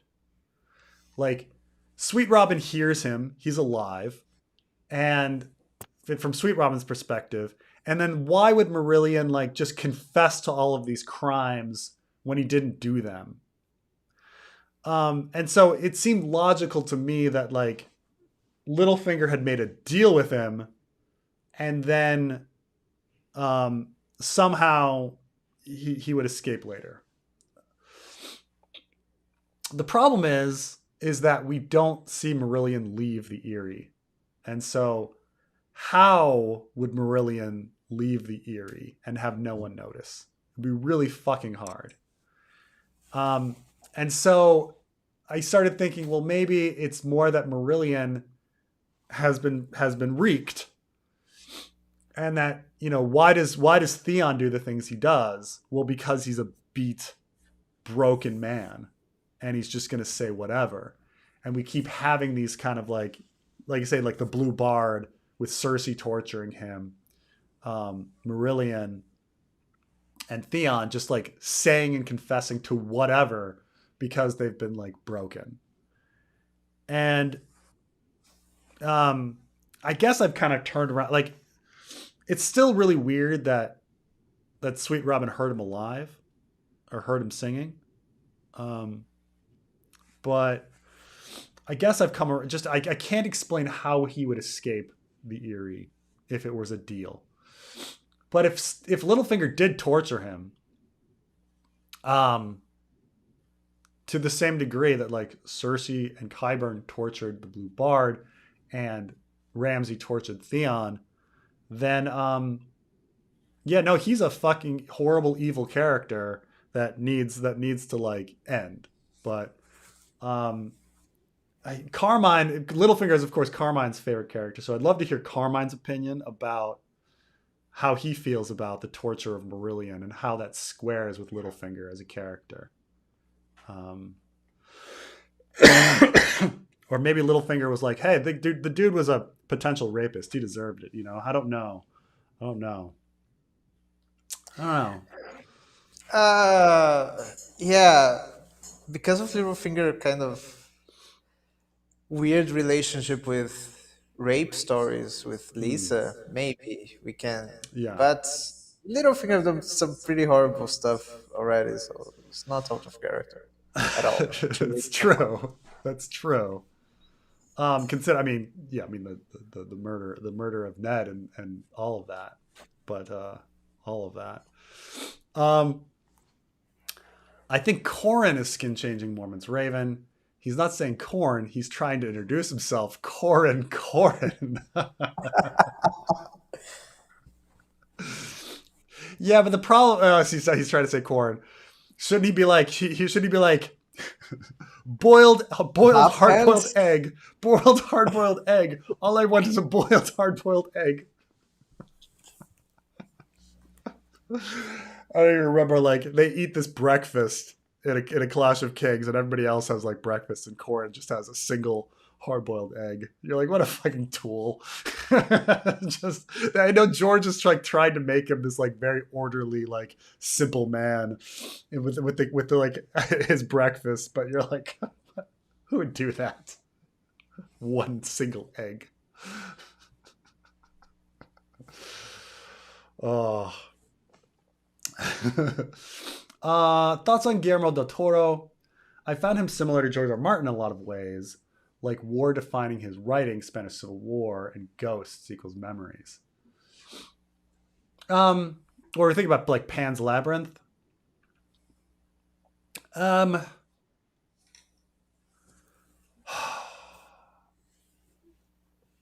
See, that's a tough one. Like, I have to go back and watch Pan's Labyrinth again because, and it's not that I studied Spanish history. It's not that I don't know like everything going on in the movie, like, but I, for some reason, like, my opinion of Pan's Labyrinth was like, when they go into the dream world for like 3 moments that are incredible, and the rest of the movie is kind of boring. I kind of have the same feeling about Sucker Punch. Like, Sucker Punch is this like horribly boring movie, and then the minute she has her dreams, it's like these incredible sequences that are like fucking fun as hell, and then you're back to the fucking like horrible, just droll movie. So I think, I mean, I have to think back on like, I'd have to watch the movie again and really focus on the themes, because I think I watched it when I was fairly young, and I wasn't thinking about like greater themes. Not that I didn't know them, but I wasn't focused on them. But I think I like Guillermo del Toro the most when he's being imaginative and he's allowed to like create all these great creatures. I'm a really big fan of Hellboy and Hellboy 2. However, did he do Shape of Water? Yeah. Fuck Of that course. movie. Fuck Shape of Water. What a horrible Why? movie it was. Why? Why? Um, Don't you like Little Mermaids? yeah, the one-dimensional aspect of like the villain, the weird kind of like rapey, abusive elements to it. Like, I didn't buy the love story. Like, why would this woman who has no conversation with this like creature want to suddenly like start fucking it? Telepathy. Like, it's just kind of weird, the whole thing. And then I thought the Yeah. ending, then all of a sudden at the ending, he has kind of an ex machina power that just like allows him to win. So Did he ever do romance before? Del he Toro? has a Because bit of there's some romance in Hellboy 2, in Hellboy and okay. Hellboy 2. Because probably this isn't his forte. Yeah. Yeah. I mean, you gotta remember, like, there's like visual storytelling, and then there's like writing, right? And a lot of these directors, and I'm bringing up like George Lucas and everybody with this. They're more into, cinema pure, which is this idea that cinema is a art form in itself. It is not the recording of a stage play. It is not that. And that the visuals that you see on screen tell the story, and that's the most important part, that you could hit mute and understand what's going on, because of like the imagery and the juxtaposition of one image to another. This idea, like with cinema pure, it's like if you show a man's face and then you show a chicken, like a plate of chicken, and then you show a man's face, people say like, oh, what's the man feeling? Well, the man's feeling hungry, you know. But then if you show like a man's face and then you show like a little girl in a coffin, and then you show a man's face and you ask somebody like, what is he feeling? They'll say, oh, he's feeling sorrow, and he just has a neutral position on his face, you know. And so this idea is that like the actual video, like the images, the film can tell the story, not the actual, like the script and the dialogue is secondary, you know. I do think that's the case with Guillermo del Toro. Like I think he's very focused on visuals, and his visuals are incredible. No one's denying that. Like he is a master at creating very beautiful shots and monsters out of like someone's imagination that, you know, no one's seen before. They're absolutely incredible. But no one's going through and being like, that was some fucking great dialogue. You know, like. So I don't know if I subscribe to like cinema pure. But then again, I very much like theater, and I very much like literature, and I like a good story and stuff like that. So I don't know. I'm not a fan of The Shape of Water, though I like Pacific Rim. I like Hellboy. But Pacific Rim, again, it's not the fucking greatest dialogue in that movie.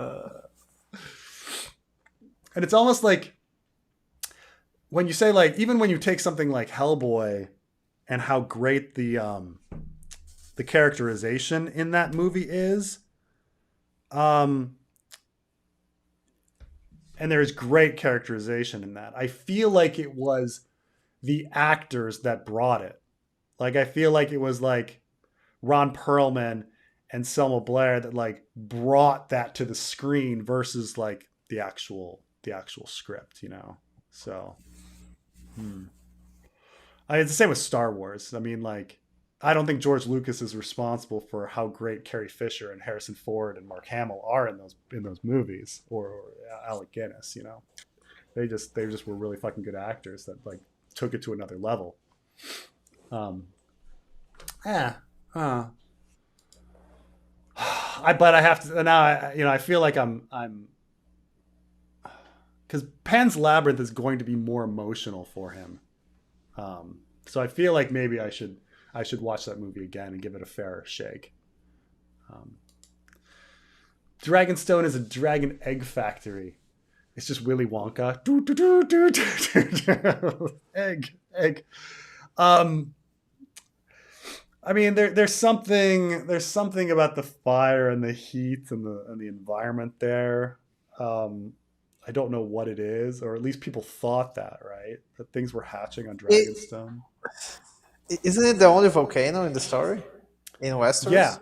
Yeah, and it's weird. Like I think it's a besides like Valyria itself, and like geologists like have commented on this that it's ridiculous that there's so little geothermal activity or volcanic activity. Doesn't make any sense, but you know, George fucked up. Brazil is kind of like this.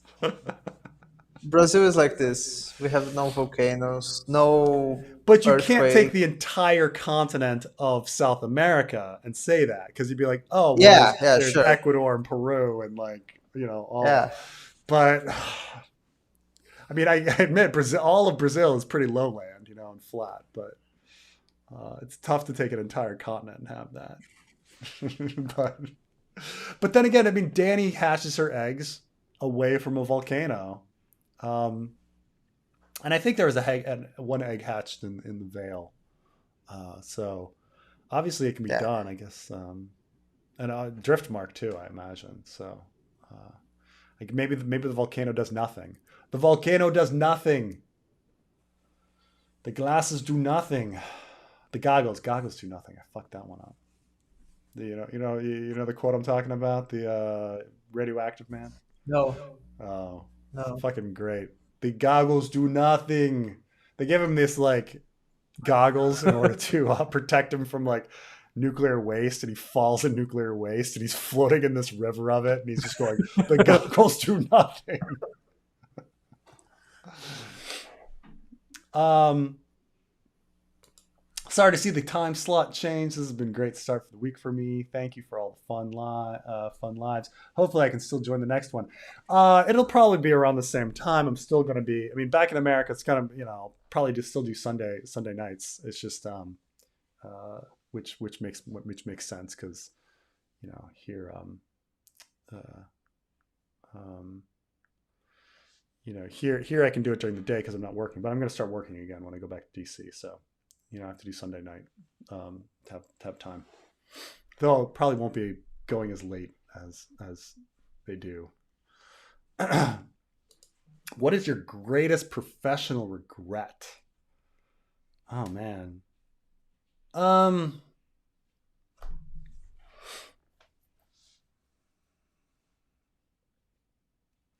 Hmm. I mean, it's weird because like the things that have pissed me off where I fucked up always like turned out for the better in the end. But like, I don't know. I suppose like, um, if I had to do my career over again, I suppose I would have like. So one thing, like as a young man, and because this is the thing, this is the praise of high school teachers, okay, and teachers that have a professional background in teaching, okay. People that have a professional background of teaching are very good at taking a human being and like quantifying what they know and looking at their progress and figuring out like how good how well they're doing. And so in a lot of ways there's no shit to it. There's no bullshit to it. If you can act like a clown in class, you can dress like a slob, but if you're handing in a good paper, or if you're answering all the questions on your science test correctly, you will succeed and you will get an A. Because professional teachers, their whole craft is measuring people and looking at their performance. Now, when you make it to college, all of a sudden you notice things change a little because these are not professional teachers. These are professional researchers who are teaching as a secondary thing. And all of a sudden, if you write a paper for a professor that goes against his way of seeing the world, you're taking a risk. You're taking a risk that he is not going to like it, and he's going to give you a bad grade. That probably wouldn't happen with a high school teacher. High school teacher would look at it and be like, "Well, this is well written. This is well argued. That's their craft." With someone who's not a teacher, they're just like, "Well, is he repeating what I said? Is this person an idiot?" And then when you enter the working world, it's the same kind of thing. Like the actual quality of work is dependent on whether or not like you get along with people in the office, whether you dress well, whether you brown nose and things like that. And it sounds really weird, but like I was always kind of like, you're taught that like, oh, maybe you can exist like House, where House is a big dick and horrible, but he's really good at what he does. And if he's really good at what he does, nothing else matters. And I think I was taught, like wrongly taught because of all those incredible teachers growing up, that your abilities will shine through. And it's just not true when you enter the real world. Like in the real world, people are really caught up on bullshit. So I think if I had to do my career over again, I would have dressed better. I would have been nicer and more cordial in the office. I would have sucked up more. All the bullshit. I would have done the bullshit. Which, because that bullshit is actually like, it actually does color people's opinions. And your actual abilities, not everybody sees that. Like your supervisor might see it, but everybody else in the office doesn't see your work. So what do they judge you on? They judge you on how you dress, on how you treat them, like walking by in the halls, whether you arrive on time, that kind of stuff. On the stuff that does not matter, they judge you.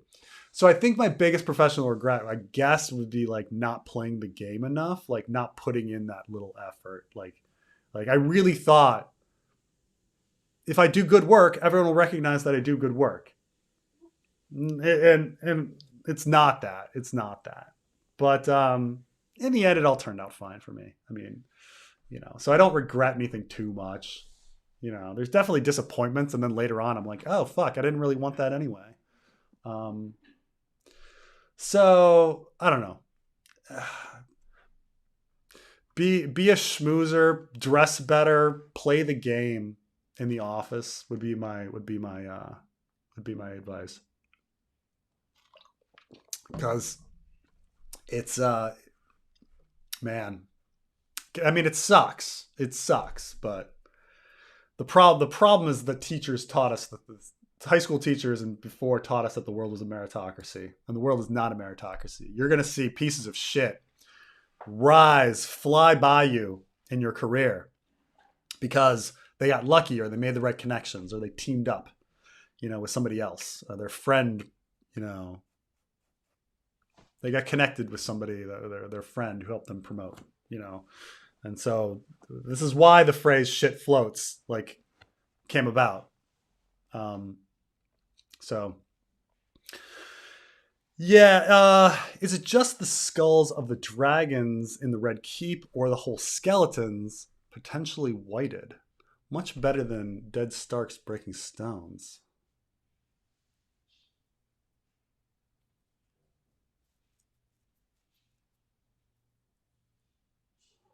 It's a really good question. Like what happened to all their bodies? I do not know because I think we only hear about the skulls. Yeah, and they become hilts of swords and daggers, and I no, guess maybe they cut them up for hilts and swords and daggers. That's it. But man, like, it's a good question. I know in the fanfic we had the entire skeleton of Meraxes on display, but you're right. Like in the Red Keep, it is just the skulls. So I guess they're just like they made them into a bunch of hilts and stuff. Maybe there's a box. probably Aegon the Third didn't like the dragons. I don't know, exported, burned it, whatever. Yeah, I mean, Because it's either most of that or the there's just a box of bones somewhere in the Red Keep in a basement, like collecting like dust. because most of these skulls would be brought into the Red Keep during Aegon the Third reign, right? Because most of them died in the Dance Yeah. of Dragons. Mm. So I think it didn't like so much the dragon. Fuck no, no. Trying to think of like because there's definitely some people after that would have done weird things with him, like Baelor the Blessed. You could be like, oh, Baelor the Blessed like decided to donate all the skulls to like or donate all the bones to like the septs of the land or something, or carve them into like figurines of the mother or something. It could have been something Oh, weird like that. this is great. I like that. But it is like what happened to their bones. You're right, it's not been revealed. It has not been revealed, but it just must be they're either in a box like a bunch of crates, A or fucking huge box. Many fucking boxes. huge Yeah. box, or they were made into hilts. But that's a lot of hilts, and you'd think you'd see these hilts all over the place because when you're talking hundreds and hundreds of hilts. Or they're like made into figurines of the mother or something, or the for Seps by Baelor the Blessed or something. I don't know. Or just sunk in the bay. I don't know. But yeah, breaking them up seems a little weird because why wouldn't they break the skulls? Are you leaving China? Are you leaving because China is about to invade? No, I'm leaving because my wife's job has has ended, and her tour has ended, and she must move on to another location, and so I follow where the wifey goes. Um, but yeah, China is not going to invade. That would be a really dumb move. They would not do very well. Um, it's Taiwan's an island, and it's a very mountainous island. You'd need a lot of people to invade. What people are fearful of more is that China would blockade the island and try to starve it out um, until it relented or something, or do some Battle of Britain kind of situation. But invading Taiwan would be incredibly difficult, just because you've got to land on a ground and then pull troops out, and then have them go up mountains where the Taiwanese would have the high ground. I mean, if you've been paying attention to like the Ukraine war, right? Like crossing a river has been something that people have been like trying to figure out for over a year, right? And there's talk of whether they could land in Crimea and stuff like that, and it hasn't happened and stuff like that, because these are very risky, difficult maneuvers. And to think about like how many people you'd need to move in order to invade Taiwan, and then once you're there, you're on the lowland, and like all the artillery stuff about high ground and low ground with Ukraine is incredibly important. So China's not going to be able to invade by like traditional war means. It would have to be something else, like blockading, bombing, nuking, something like that. But like it does not have the army or resources to successfully invade and occupy the island. But unpopular opinion, Godfather 3 was pretty good. Best Andy Garcia performance. I will say this about Godfather 3. Andy Garcia is good. I do not even think Coppola is that bad. I don't think she's that bad. She has a certain innocence and naivety that like actually works for me. I understand Winona Ryder was supposed to be the original, and she probably would have done a much better job because Winona Ryder is an incredible actress. But like, there's something very sweet and innocent about Sofia Coppola's character, despite her not being the best actress. So I don't think that was the part of the movie that didn't work for me. I think Andy Garcia is fine. He is the best part of the movie. I think the what didn't work for me was a lot of spinning wheels of Michael, like sitting around talking about previous movies and trying to reconcile with his ex-wife, and then the weird plot. The plot was so large, like hundreds of millions of dollars from the Pope and weird stuff like that. It was just the plot was so large but so small at the same time, because it was really just about another gangster wanting to take down Michael. So I don't know, weird.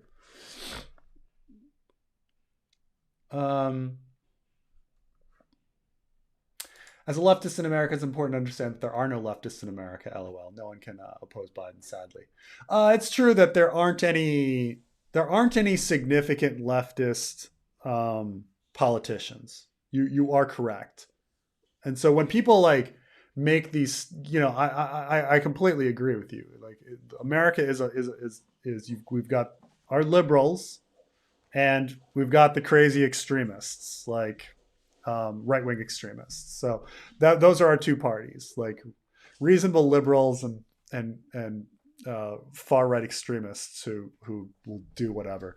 And I'm a liberal, so like I like the liberals, but like I can understand as if you were a leftist feeling unrepresented. But I would say that the fear of the right-wingers should drive you to voting for the liberals anyway.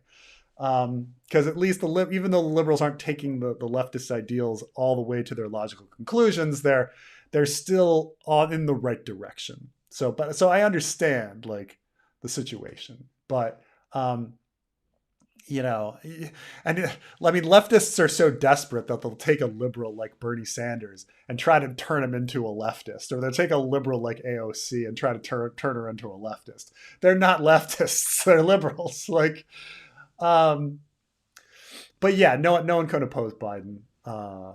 You know, but Biden's not so bad when you think of the alternatives. You know, so. If George's primary purpose in writing A Song of Ice and Fire was to make something as big as his imagination, how close do you think the fanfic will equal that vision? Oh yeah. Well, that is an interesting kind of that's an interesting idea, because George does talk about this a lot. Like George in interviews will say, "Oh, you know, I worked for Hollywood for a while and I really got pissed off because every time I'd write a script, they were like, oh, we can't adapt this. This is too big. Let's scale it back."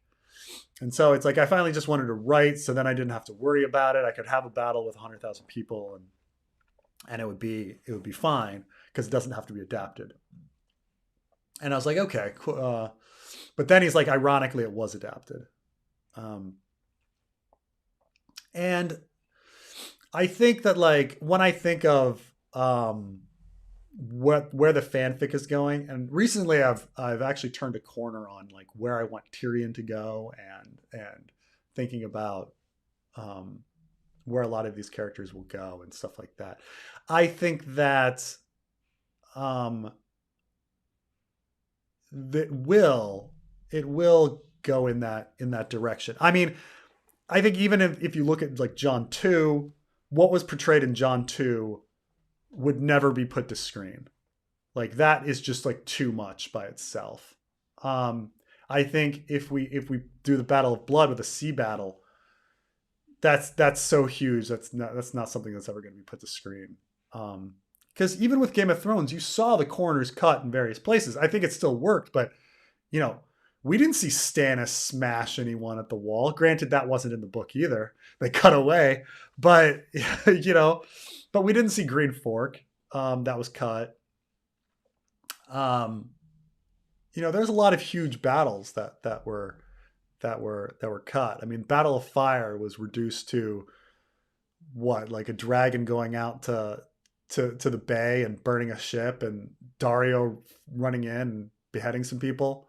So there's a lot of things that are going to be bigger than anything that we're going to see in Game of Thrones. I mean, that goes without saying. I mean, the way we're writing the Battle of Fire right now with the Barristan chapter, it's a pretty gruesome battle that's big and things like that. And eventually, you know, knock on wood, down the line, there's going to be, you know, dragon battles in the air and things like that, and other cool stuff. So I think we're going to see a big naval battle fairly soon, the Battle of Fire, eventually dragon battles, and eventually, you know, everybody meeting at the God's Eye. I don't know if there'll be a big final battle at the end there, or if it'll end before the final battle, but nonetheless, I think we'll do what we can. We'll do what we can to try to make it bigger and bigger. But that's it. I think Dream for Spring is Dream of Spring is where you'd see like the absolutely enormous, you know, Wheel of Time level battles, you know.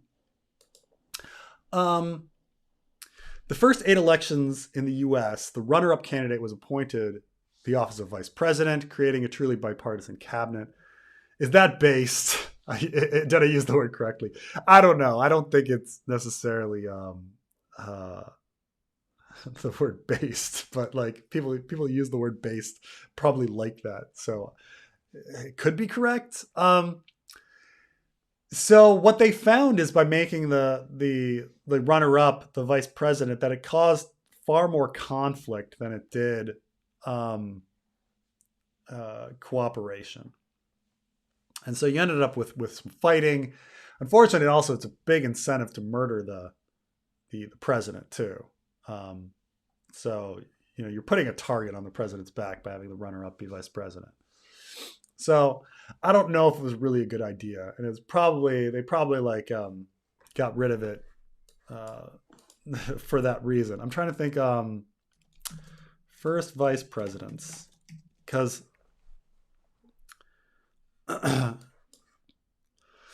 okay, the first vice presidents were number one was John Adams was George Washington's vice president. He wasn't elected, so didn't really count.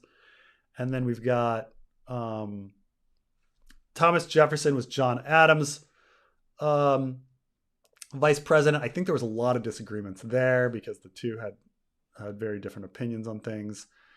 Aaron Burr was Jefferson's vice president. I remember there was a lot of conflict between Burr and Jefferson. George Clinton and the Funkadelics was he? Yeah, he was for the. Or he replaced Burr. I don't know if he was in part of the election. Elbridge Gerry, never heard of the guy. Daniel Tompkins, John C. Calhoun. So I think there was some tension in those with the Burr Jefferson, if I remember, and the Jefferson John Adams that people didn't like. But yeah, it just gives people reason to assassinate the president. I came in late. When is the new live stream time after the move? It'll probably be the same. It'll probably be around the same. We'll the timing is mainly because of House of the Dragon and when House of the Dragon is going to premiere and things like that. But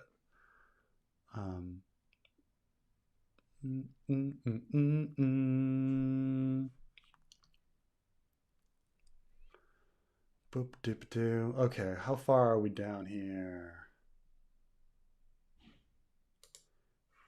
Are you a Fed or a God-fearing American?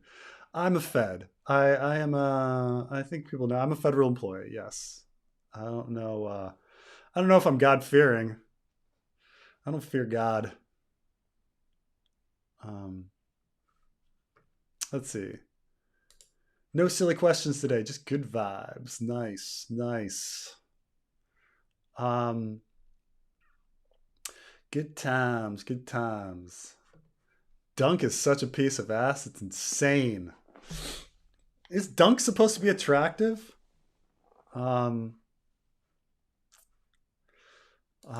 Wow. Wisdom.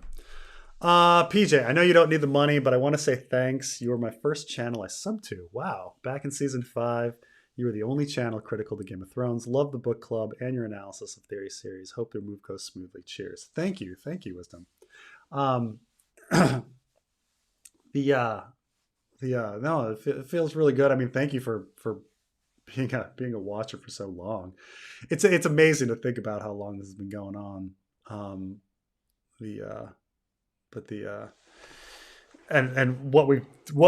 what's been done in that time, like the whole Thousand Worlds book club, getting through the entire prepping for winter, like having House of the Dragon come out, things like that. I mean, it's all been really fun. Yeah, but I do really appreciate it. You guys make me feel really guilty. I agree about Biden. Just look at the governor races. I get wrapped up in the polls, had famine politics, and they are obsessed. Yeah, I mean, obviously, like liberals are very much into the doom and the gloom, the doom scrolling. It's kind of how we function, and so I get it. Like it's how the media portrays things. It's either like you've got right-wing media likes to praise their party and bash the left, and then left-wing media likes to do doom and gloom. So they'll like do some bashing too to make people kind of nervous because they want people scared to tune in and that stuff like that. So you kind of this weird double negative hit from the news, because obviously if you turn on conservative news, it's going to be it's going to make you feel bad about the Dems, and if you turn on liberal news, it still makes you feel bad about the Dems. So it's I relate. So Ben Jordan has an amazing YouTube channel, and he adjusts the scores to the same scene for differing effects. He's an ex MMA current music director. Let me take a look at this.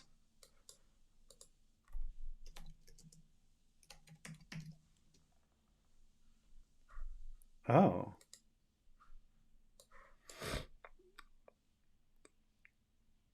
What do animals sound like? Interesting. This is his let's see if I Ben Jordan. This is his website here. Ben Jordan. What do animals sound like? Oh, these are popular videos. Let's see what he does. What companies should do? How money laundering with Spotify works? Jeez. Why we love tape echo? Interesting. What's more powerful? What's more powerful? Okay. Why AI vocals usually suck? Yeah, why do AI vocals usually suck? How come like when I hear there's all these like shorts now and stuff that come into my reels that just like that that kind of sound horrible. Still, I mean, he's saying that they're improving, but like that's some interesting stuff there. Okay, I'll sub. I'll sub. Check him out later. Um, Kubrick versus Hitchcock, best cinema storyteller. Oh man.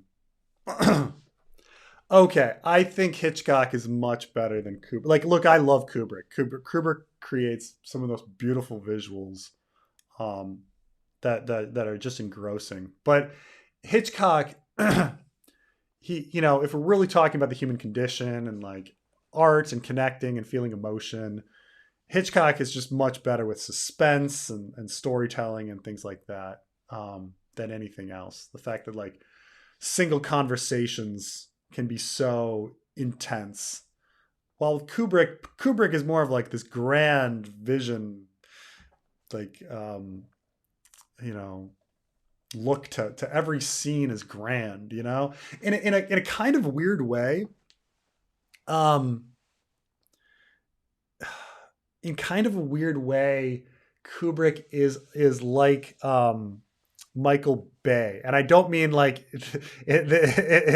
Michael Bay is very different, and everything's fast edited.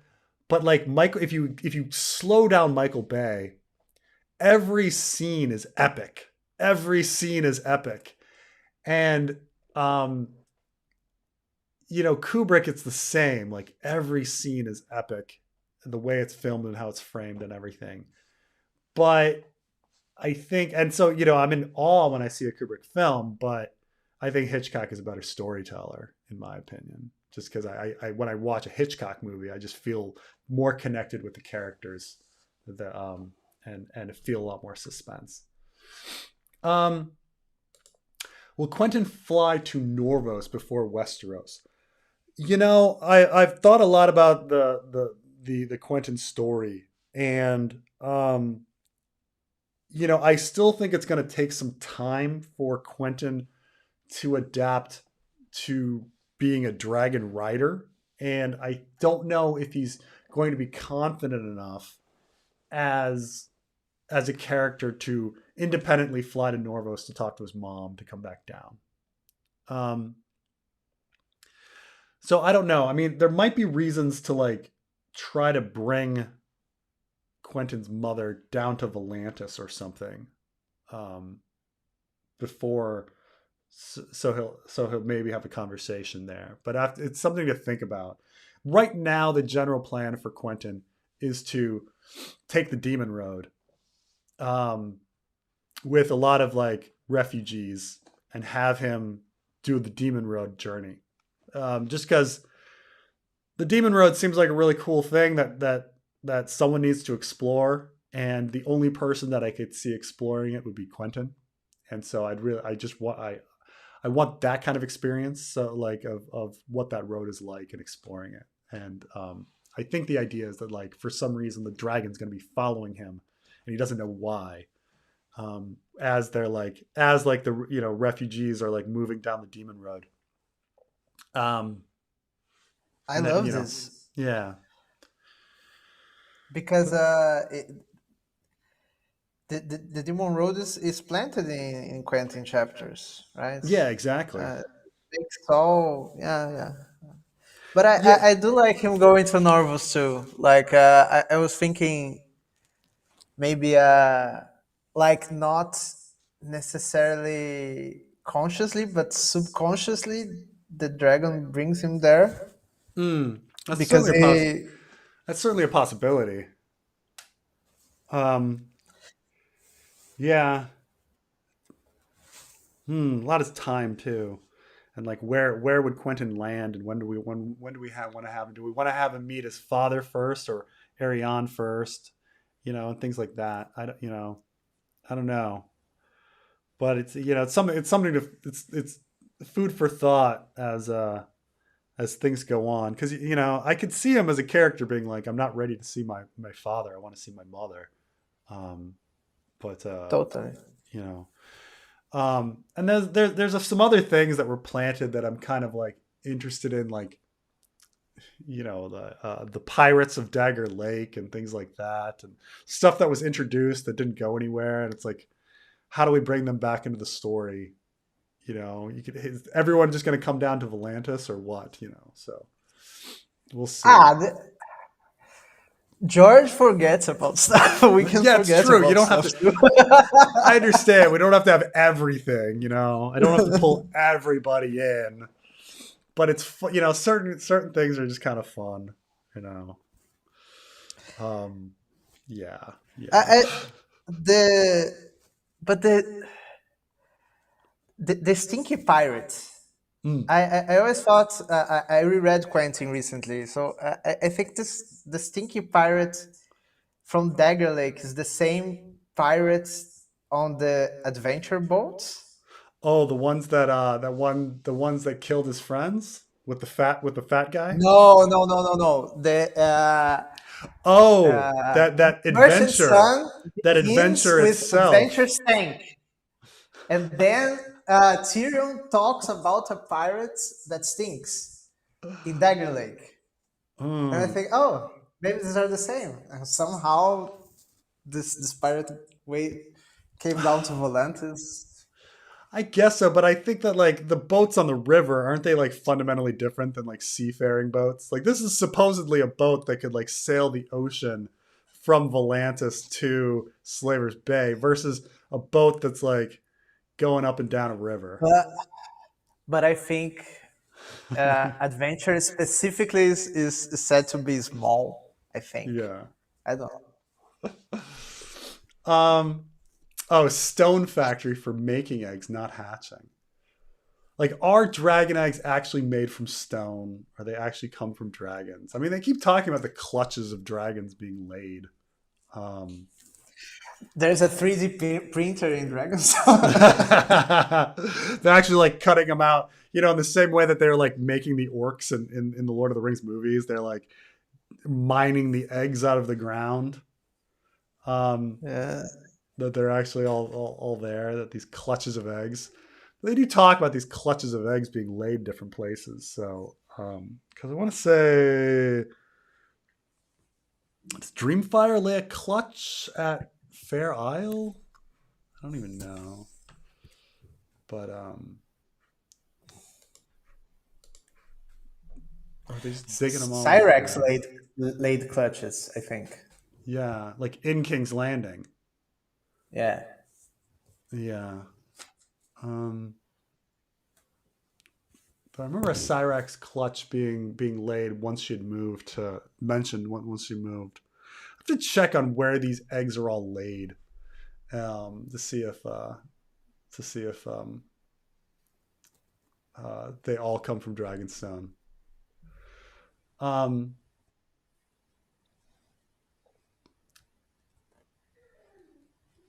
let's see here. Well, I don't know what people are talking about on these. So sometimes the chat is like having a completely different conversation. And then I get to it like 30 minutes late. I'm like, what were you guys talking about? Um, PJ, just say you haven't seen a Kubrick movie. We still love you. Let me think of all the Kubrick movies I've seen here. Um, I have seen A Clockwork Orange. I've seen 2001. I've seen Eyes Wide Shut. I've seen Lolita. I've seen The Shining. Um, I've seen Full Metal Jacket. I've seen Doctor Strangelove. I've seen Spartacus. I think that's pretty good. I think that's a pretty good amount. I've seen the biggies. I actually think Eyes Wide Shut is like the most Kubrick of Kubrick movies because it's just um but there is some variance to them. You can look at that and see like quite a bit of variance on that. Like Doctor Strangelove being a comedy versus the others. Um Do you know if George likes Bergman? Like for sure. he likes who? If he likes Bergman, Igmar Bergman, Oh, because there's a Bergman movie called Hour of the Wolf. mm. Oh, really? Let me Yeah, think if anything has rings a bell. Um, I try looking for, I don't know, news or not a blog post, but never found for sure. right, like if it's gonna be something, it'd be like the Seventh Seal or something. But like, Yeah, I don't know if I've seen anything yet. yeah, he likes chess, so you've probably seen.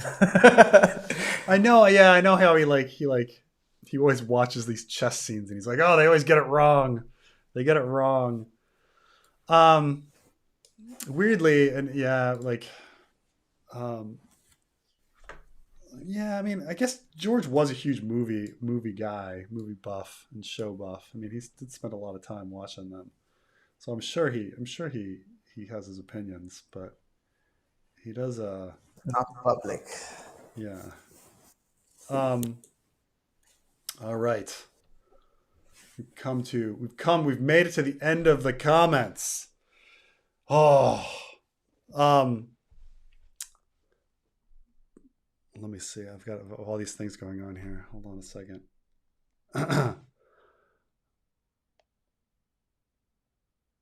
Okay. All right. Um,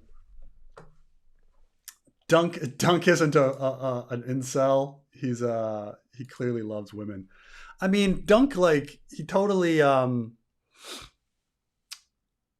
mean he like goes and defends Tansel Too Tall, right? Like you know, like he does everything to stick up for her. Um I mean, granted, he's like, it depends what definition of like incel we use, right? Because like incels used to be like a community of very nervous men who had a support group for like being lonely and being unable to talk to women. And then it kind of evolved into this like hate thing with like talking about like Chad theory and like the shapes of chins and it like everything shifted. But I've actually read articles about like early incels that are like, no, I was like super depressed and like the incel community was very supportive because I was like very nervous. And it's like, and I've like seen documentaries on these like people that are just like they can't talk to women and they're so nervous. So I mean, you could make an argument that like that he was a little bit nervous in the first story, but then he's quite bold in the Sworn Sword, which which is How a bit old out of is character. Dunk in the first book? It's like 15, isn't it? Well, we're not sure, right? I think because Yeah, he doesn't know. He doesn't he's a know. bastard and stuff like that, but he's knighted. So and people Well, believe he he's a isn't. nun, right? So like, if the fact that he's knighted means that like, he's gonna be at 17 or 18 years old at least, because you have to be Yeah, yeah, you have to be exceptional if you're a knight at like 15 or something, like Jamie Lannister. So, um, he's probably around 18 in the time of the Hedge Knight, and then he's what like, I'm trying to think. Let's see. The Hedge Knight year is it a full like 2 years in between Sworn Sword and Hedge Knight? I want to say Hedge Knight year. Not coming up. Not coming up. But I think it is something like a year or something between. But still, he shouldn't be all of a sudden very confident with women like he was with with um with Weber. I mean, he grabs her and gives her a big old smooch and asks her to for her braid of hair. I mean, that's a bold move, bold move. Well, I'm late. Why is this last Taiwan stream? I'm moving to America, moving back to America because my wife's tour has ended, so I've got to get back. Thank you for all the hard work you put in keeping us entertained. Good luck and have a safe move. How's the finger?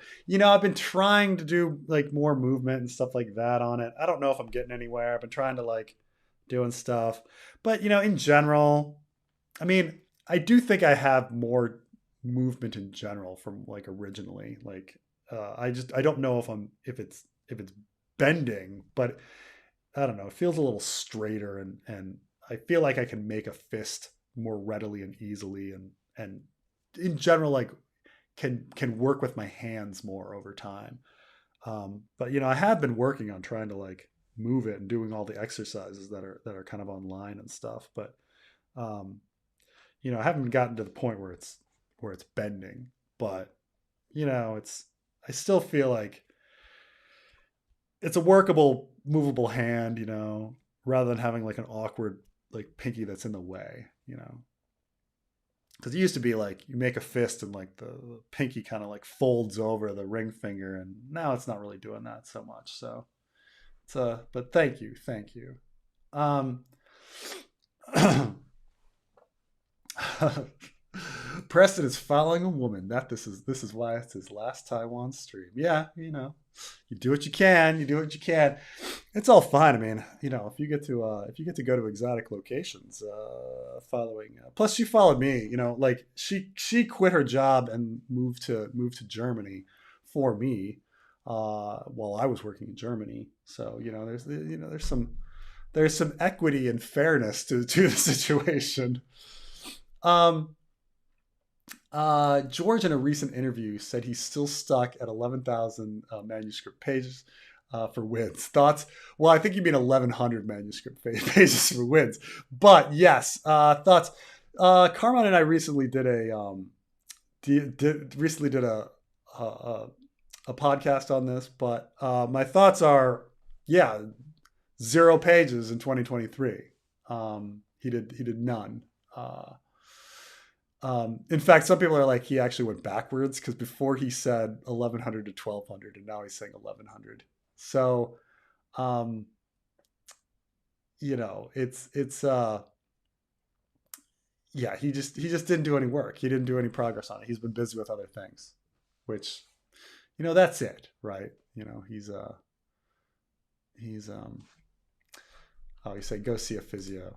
All right, all right, all right. I'll do that when I get back to America. Hard here in Taiwan. Um, but yeah, it's the situation with George is just that he's got other things going on in his life. I imagine he's got work things. I imagine he has uh, um, uh, work things, and he has personal things. Hello, The Marvels was the worst movie ever. Is what is calling in. That's the name. Of course. How's it going? I just stepped in for a minute. You don't want to do the game right now, right? Like maybe another time. Maybe another time. Carmine and I did. I made a trivia thing for.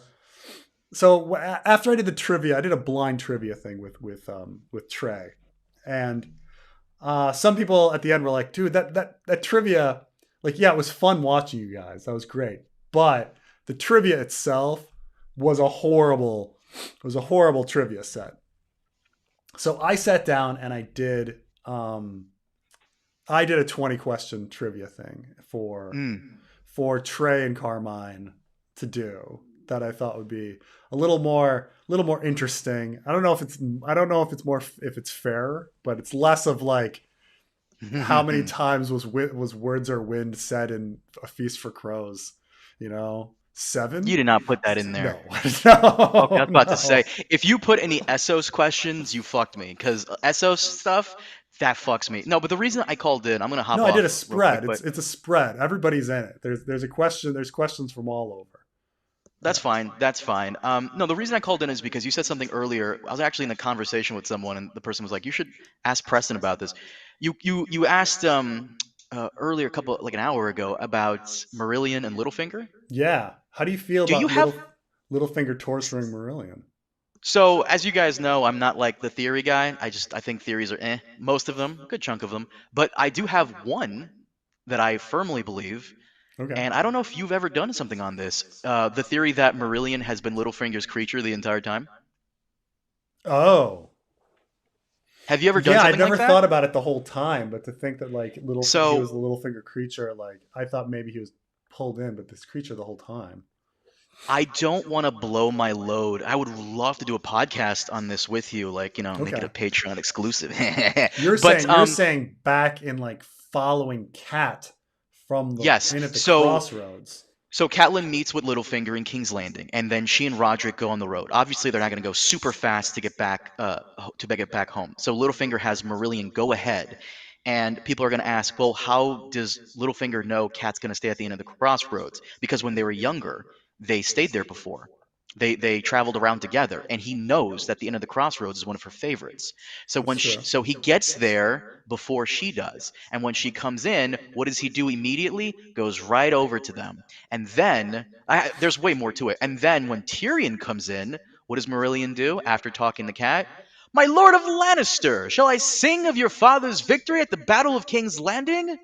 He Hmm. literally draws attention to himself, stands right the fuck up. And after the whole situation with the kidnapping of Tyrion, what happens? He follows them over to the Eyrie. Why? To keep tabs on Lysa.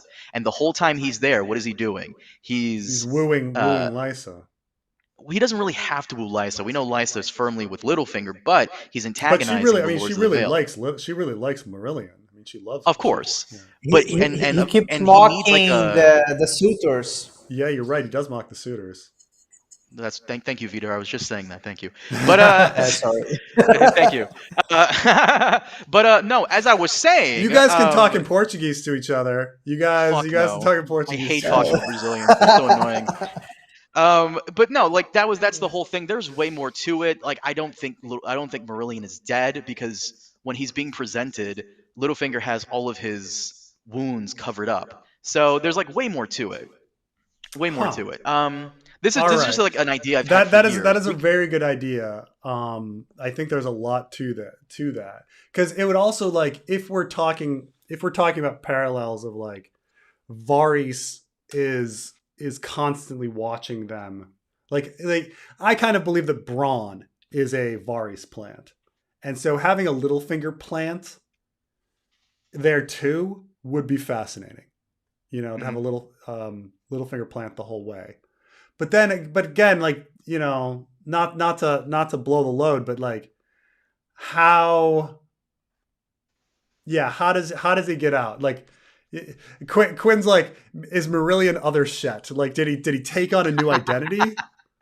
So the reason I think that Marillion is not dead is because of that conversation with Sweet Robin and Sansa, Yeah. where Sweet Robin is like, I want him dead. Robin, he Yeah. is dead. No, he's not. I And hear him as we singing. know, Sansa is always wrong about a lot of things, and she has no idea what's happening. So, and somehow Sweet Robin seems to know way more, Yeah. even though it could be by coincidence or whatever. It's a whole. We really should do a whole podcast episode on it. We really should. Okay. Okay. Fucking. Fucking. I just. How do we get Littlefinger down the fucking mountain? That's the question. Because like There has beyond to this being be. a really cool idea, like it Mm, also just like it's a very interesting new aspect to the Sansa story to have Marillion return, you know, as mhm. well. Like how do you get him down? Um, So I see a lot of people going, "That's a really good theory." I'm sure someone has thought of it before me. It's just something that's been in my head. As a Littlefinger fan, I pay attention to a lot of that stuff way more and how that would yeah. benefit him.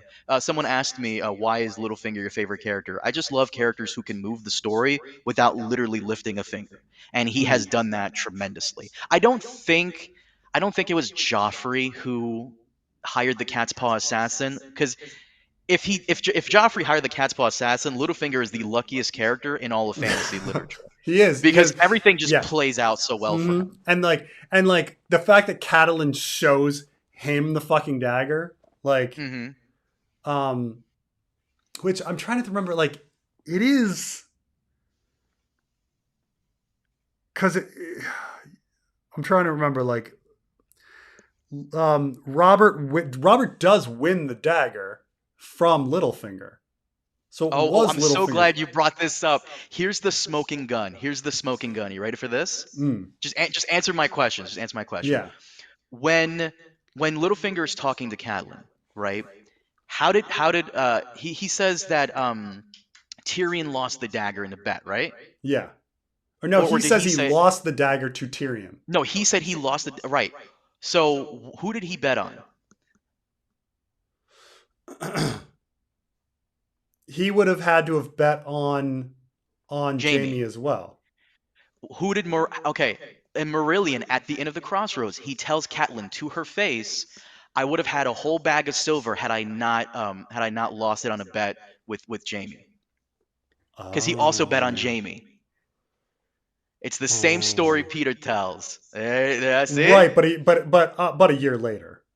Yeah. Right. Whatever. Yeah. Still, it's the same Yeah. story Littlefinger tells. Yeah.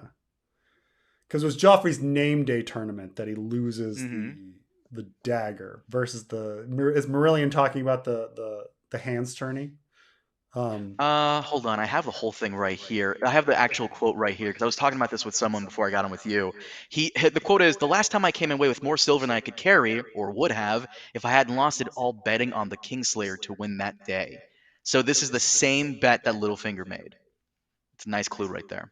Yeah, it is the same. It is the same bet. Yeah.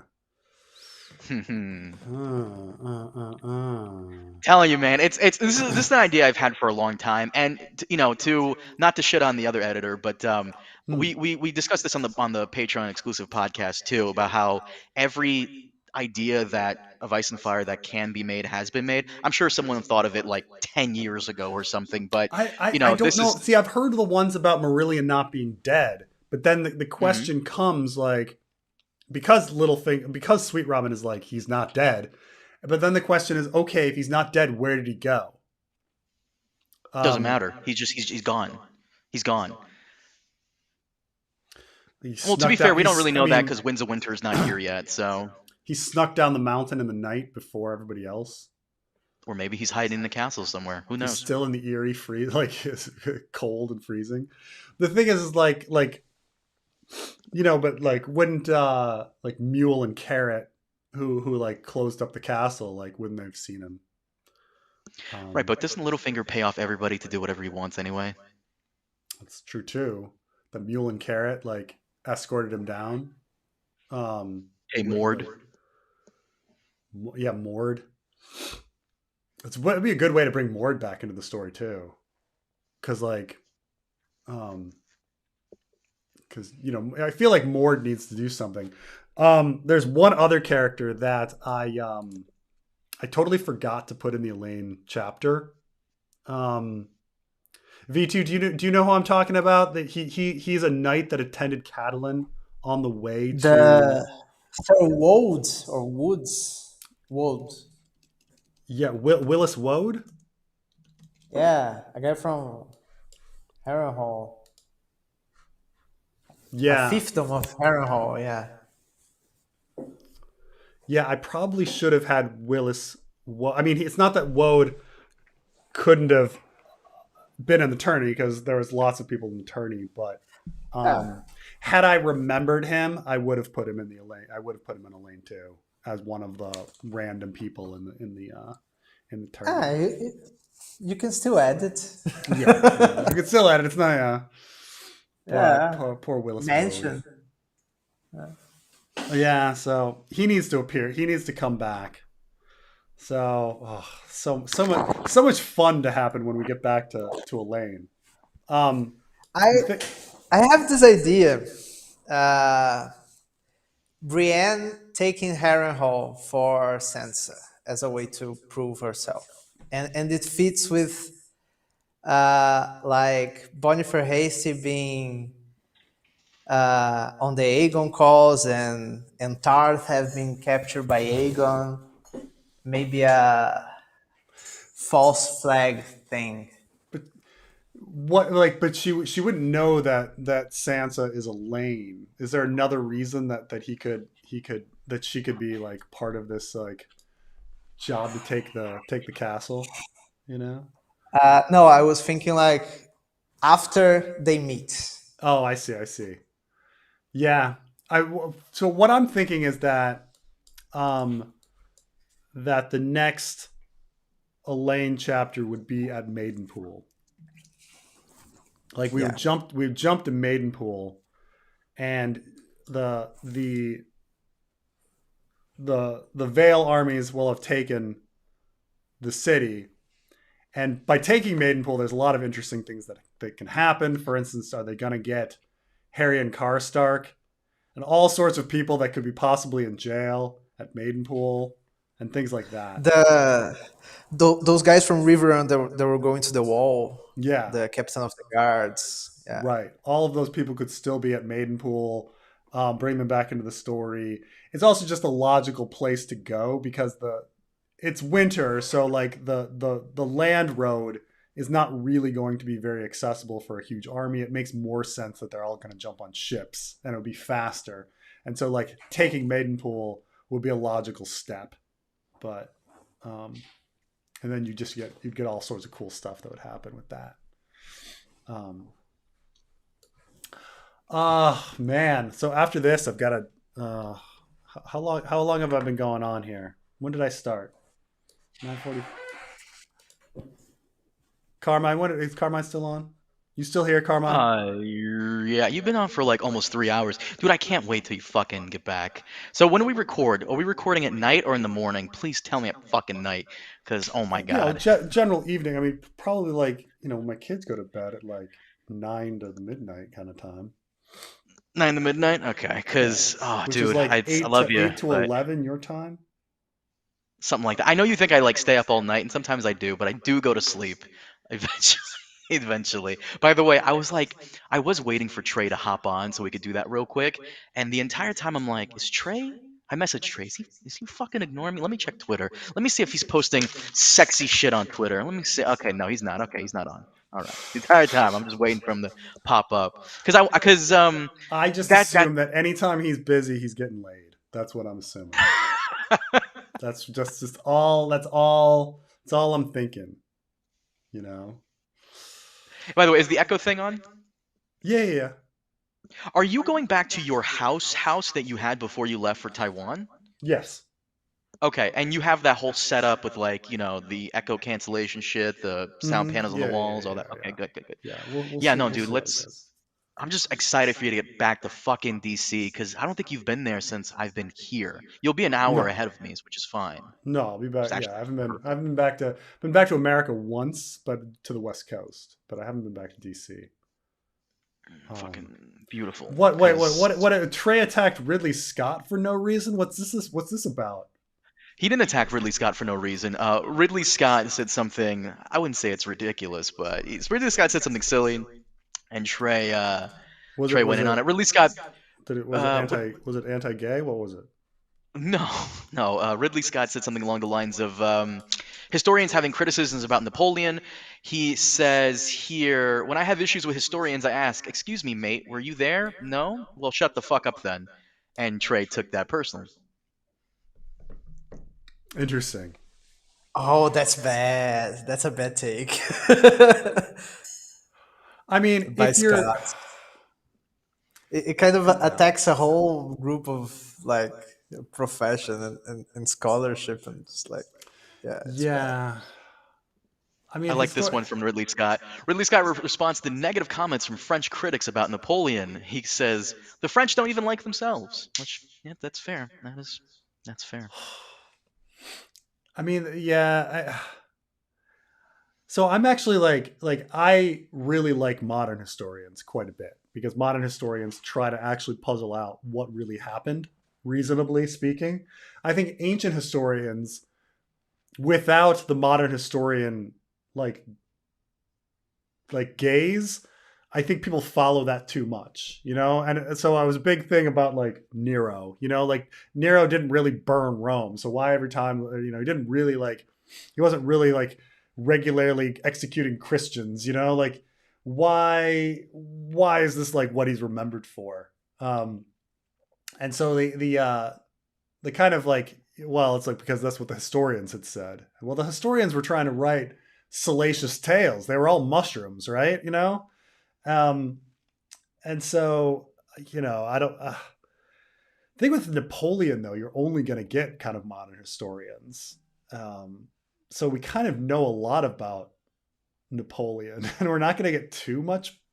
Like I don't know, something crazy. So I guess it's the idea that Ridley Scott did something whatever, and he was like, I can do that because no one was actually there. Kind of idea. But it's like, well, no, this really well documented leader, we kind of know exactly what Napoleon did almost all the time. Mm. You hopping Oh. off soon, by the way? Yeah, probably logging off in a second. I got some stuff to do. Yeah, no. When you're back, we can do the Littlefinger thing. I'm sure there'll be news. Knowing your luck, George will announce Winds of Winter the moment you're gone. Somebody said that the House of the Dragon trailer is coming tomorrow. Who the fuck said that? I don't know. I saw it on Twitter, which means there's no fucking like basis to it at all. But Let me message Dragon Demands. Hold on. The House of the Is Dragon DD trailer. asleep? Isn't he asleep right now? You better wake his ass the fuck up. Is that coming on? 20th. I'm messaging him right now. You better wake the fuck up. I'm actually amazed. I'm amazed Ridley Scott because Ridley Scott's 85 years old. Okay. And I don't know how this guy is as like still put together as he is at 85. I mean, there are people that go fucking bonkers crazy at 70 and he's 85 and he's still pretty sharp and he's still producing movies. I don't know how he's doing that. Oh. The hell are you talking about? Yeah. What do you say? What's that? No, never mind. I'm being stupid. I don't see anything here. Where are you getting this from? I just went on Twitter and there was some like stupid meme of a guy dancing and there was a really poorly edited like Targaryen sigil on his head and it was like me like celebrating the House of the Dragon trailer tomorrow. And I was like, what the fuck is that? What the fuck is that? Yeah, what even is this? The only thing that's happening right now with the House of the Dragon stuff is that they're doing a wrap-up party for the filming, and that's it. So, however, I did hear rumors that select press did see the trailer already for season 2. Yeah, So, yeah, and it yeah. has a lot of Sean Bean in the voiceover. So, Yeah. Okay. you can expect that. No, I don't know what's going. Like I go to my feed. Okay, this is my feed so far. Okay. My feed. Boy. First message, Trey the Explainer. George R. Martin's Winds of Winter or A Beautiful Twink. Trey. Then insurrection. Then I have some blue check mark. Insurrection my ass, which shows like one side of the Capitol where people are standing around. Of course, we know that like different sides of the Capitol had different scenes. Then I get red team review. Guy in MAGA hat. Oh, it's you responding to it. No, go ahead. Finish the tweet. Finish the tweet. All right. I'm gonna do that. I'm gonna put the. Let me show it. Let me show it first. Finish this fucking tweet. This fucking guy. I'm gonna do what they do now and just be conspiratorial. I'm just gonna do that. Fuck them. Yeah, guy in MAGA hat and the guy recording are feds, and so is Ashley Babbitt. She's alive someplace along with JFK, and they're just going to join Trump in Texas and become his VP and super duper VP. Am I doing this conspiracy? See, I almost feel like you didn't even need the last line. Culture critic George R. Martin has 8 Game of Thrones spin-offs in development. And then DD is like, where are you getting this number 8? Well, it's from the video dude. And then Pokimane responds to the prices of her cookies. If you're a broke boy, just say so. Oh, Jesus. Oh, it's me. Oh, yeah. Everyone saw how well Mr. Beast was doing for himself when he said his earnings from the snacks were way higher than what he makes on the videos. And now it's a mad dish to see who can flood the market with the most overpriced crap. Fuck you. Wait, Mr. Beast has cookies? No, you don't know about Mr. Beast's like restaurant, his ghost kitchen? No. And he also does snacks as well. And he was in an interview saying that his snacks do so much more money than his videos have ever done. And ever since everyone heard that, everyone wants to put out fucking soda and cookies and all this and coffee and all this other bullshit. And they want to be able to have it so popular it goes to store shelves. Because the moment it goes to store shelves, that's it. You're done. You can retire tomorrow, and your kids will be set. You're talking salad dressing. Paul Newman salad dressing days.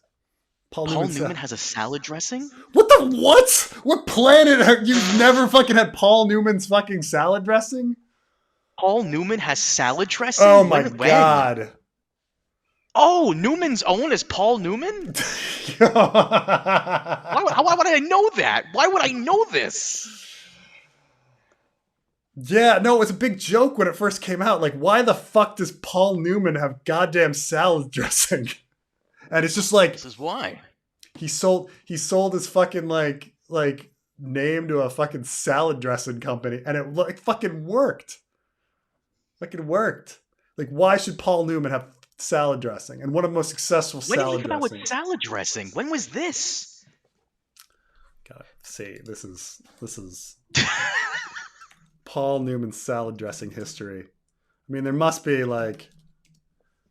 1980, Paul Newman and his friend decided to give friends homemade dressing in old wine bottles for the holidays. Their friends loved it and wanted more. 2 years later, Newman's own salad dressing officially launched. $300,000 in its first year of profits. Yeah. Oh, by the way, I know you're gonna bounce soon, real quick, because this was brought up earlier with Biden. So I got banned from this. I think I got banned from Hassan. First off, fuck Hassan. I think I got banned from his server because I yelled at this Muslim guy who was like, dude, Muslims shouldn't vote for Biden, dude, because fuck Biden and his support of Israel. And I'm like, are you fucking, I called him the R word. I don't regret it. I'm like, are you fucking, like, Trump had a whole Muslim ban. Like, what are you talking about? Oh, I hate to do like, I mean, Trump's I hate to do the lesser of two evils, but like, Biden is not calling for a Muslim ban, and he's not like, what are you dumb? What the fuck?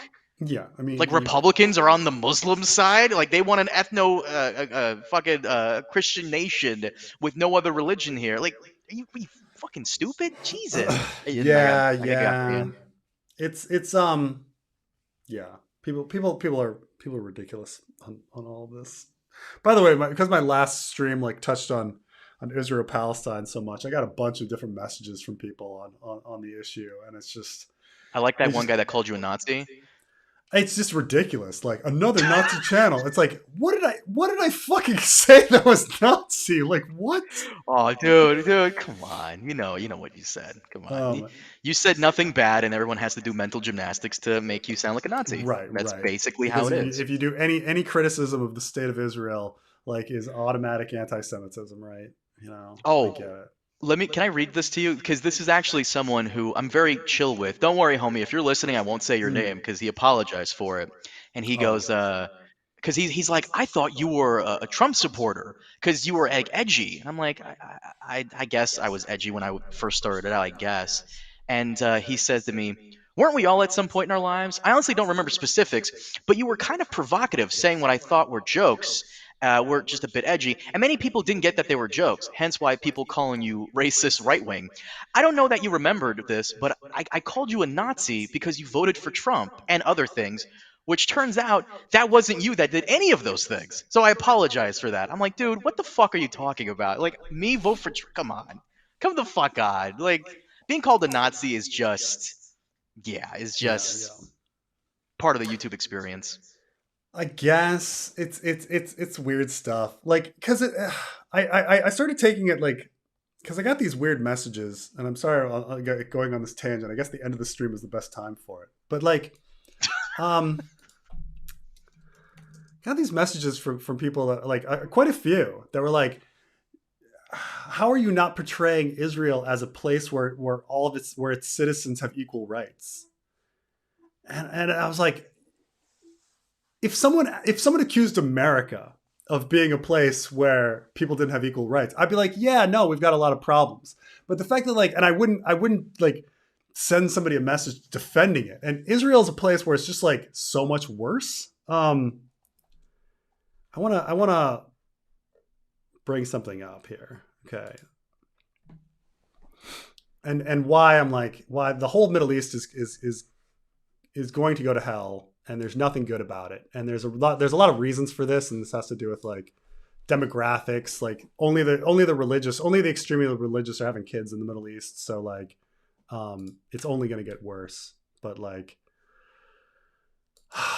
but I want to bring this up. Like, so in Israel passed a law called the nation state law, and the text of it says that the state has the right to exercise national self-determination, and Israel is unique to the Jewish people.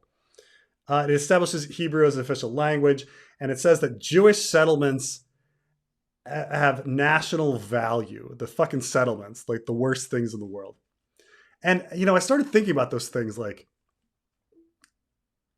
if in America we passed a law that said like America is uniquely an Anglo-Saxon nation, like what the fuck would happen? Like how the world would be like, oh my God, things are going downhill. What the fuck?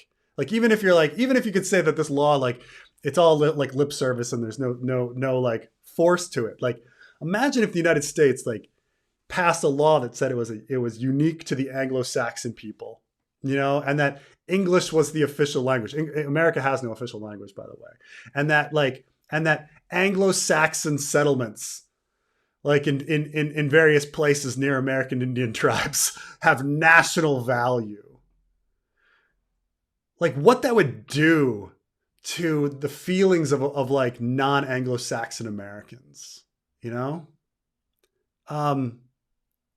I just don't understand like how like people with all of these situations like don't just like stop and say like, well, what is the other side thinking? What would an Arab who's a citizen of Israel think? What about an Arab who's a citizen of the Palestinian Authority, or an Arab who is a resident of East Jerusalem in the illegally annexed land who has not yet applied for citizenship, or if you're an Arab in Gaza, like how you'd feel about those things. And this was passed in 2018. This isn't like some relic. Like, this is not like white Australia, you know, where like in the 70s, they were like, only white people should come to Australia, which when you talk to Australians, they're deeply ashamed of the white Australia policy. But the fact that like, you know, Israel has a only Jews can immigrate like law, you know?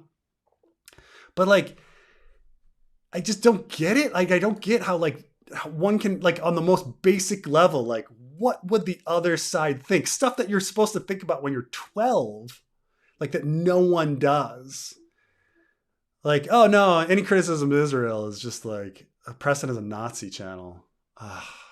Ah, I don't know. I I just I will I will always remember when we this is a recording we did 6 years ago, and someone said how you hate white people. I will never forget how stupid that was. It's the funniest fucking thing ever. Oh my God, I love it so much. oh And that your I hate white. response was, "Huh? What'd you Is say?" that all I said was huh? No, you said, I don't hate white people. My mom's white. It's just I love that so much. What do you mean? That's so I love it so much. That's so stupid. I love it. Preston hates white people because blah blah blah blah. I tell you this, and that was your Right. I response. mean, I was playing into the whole like I have friends who are black. You know, like my mom's white. I don't hate white people. Like what?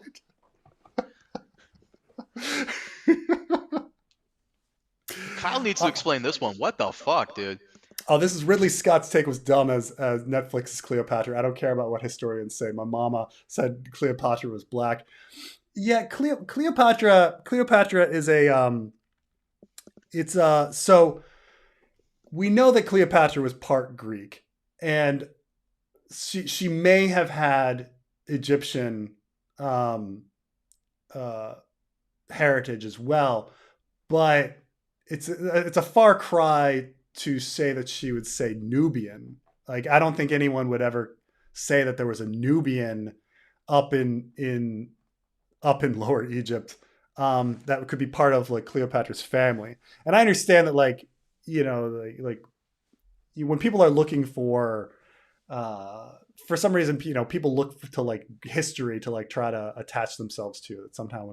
If they find like some great person in history, they can be like, oh, that's my proud past, and you're like, okay. And so a lot of people want to attach themselves to Egypt, but like Egyptians are Egyptians. Like um they're not really white, they're not really black, they're Egyptians, they're brown, they're tan. um Have you but come across like the whole situation? Because I've met living in North Jersey, New York mm, for a while. I have met a lot of Middle Easterners and Egyptians and Indians, mm, and they hate when you call them black. They hate when you call them. In my they hate. A yeah, buddy of mine went to India, and he's a black man. He went to India, and he's like, man, apparently I didn't know this, but skin whitening cream is huge in India. I didn't know oh that. yeah, yeah, Um, and the guy's like, my man, what are you doing? He's of course American guy talking to some random person he probably shouldn't be talking to in the store. My man, why are you buying that? It's okay, we're black. Be proud. And the guy got very upset at him. I'm not black. You're black. I'm not black. You're yeah. black. I'm not black. And I this is the whole thing with people from over there. They Yeah, don't and I like it. mean it's weird because obviously there's a bit of odd like uh there's a bit of odd hypocrisy to it. Because I mean in specifically the Middle East, there's the story of Bilal, who Bilal was a East African slave who had been brought up, and he's one of the first converts to Islam, where he hears Muhammad's message, and he is so enraptured by it that he's willing to die. And he's like, I don't want to be a slave anymore. I want to follow Muhammad. And his master's like, okay, I'm going to put a rock on top of your chest, and I'm going to keep adding rocks until you die, and forsake Muhammad and his message. And Bilal doesn't do it. The weight keeps getting more and more and more, and Bilal is like, no, no, I'm not going to do it. And so the master relents. He's like, fine, okay, you proved your devotion, you're free.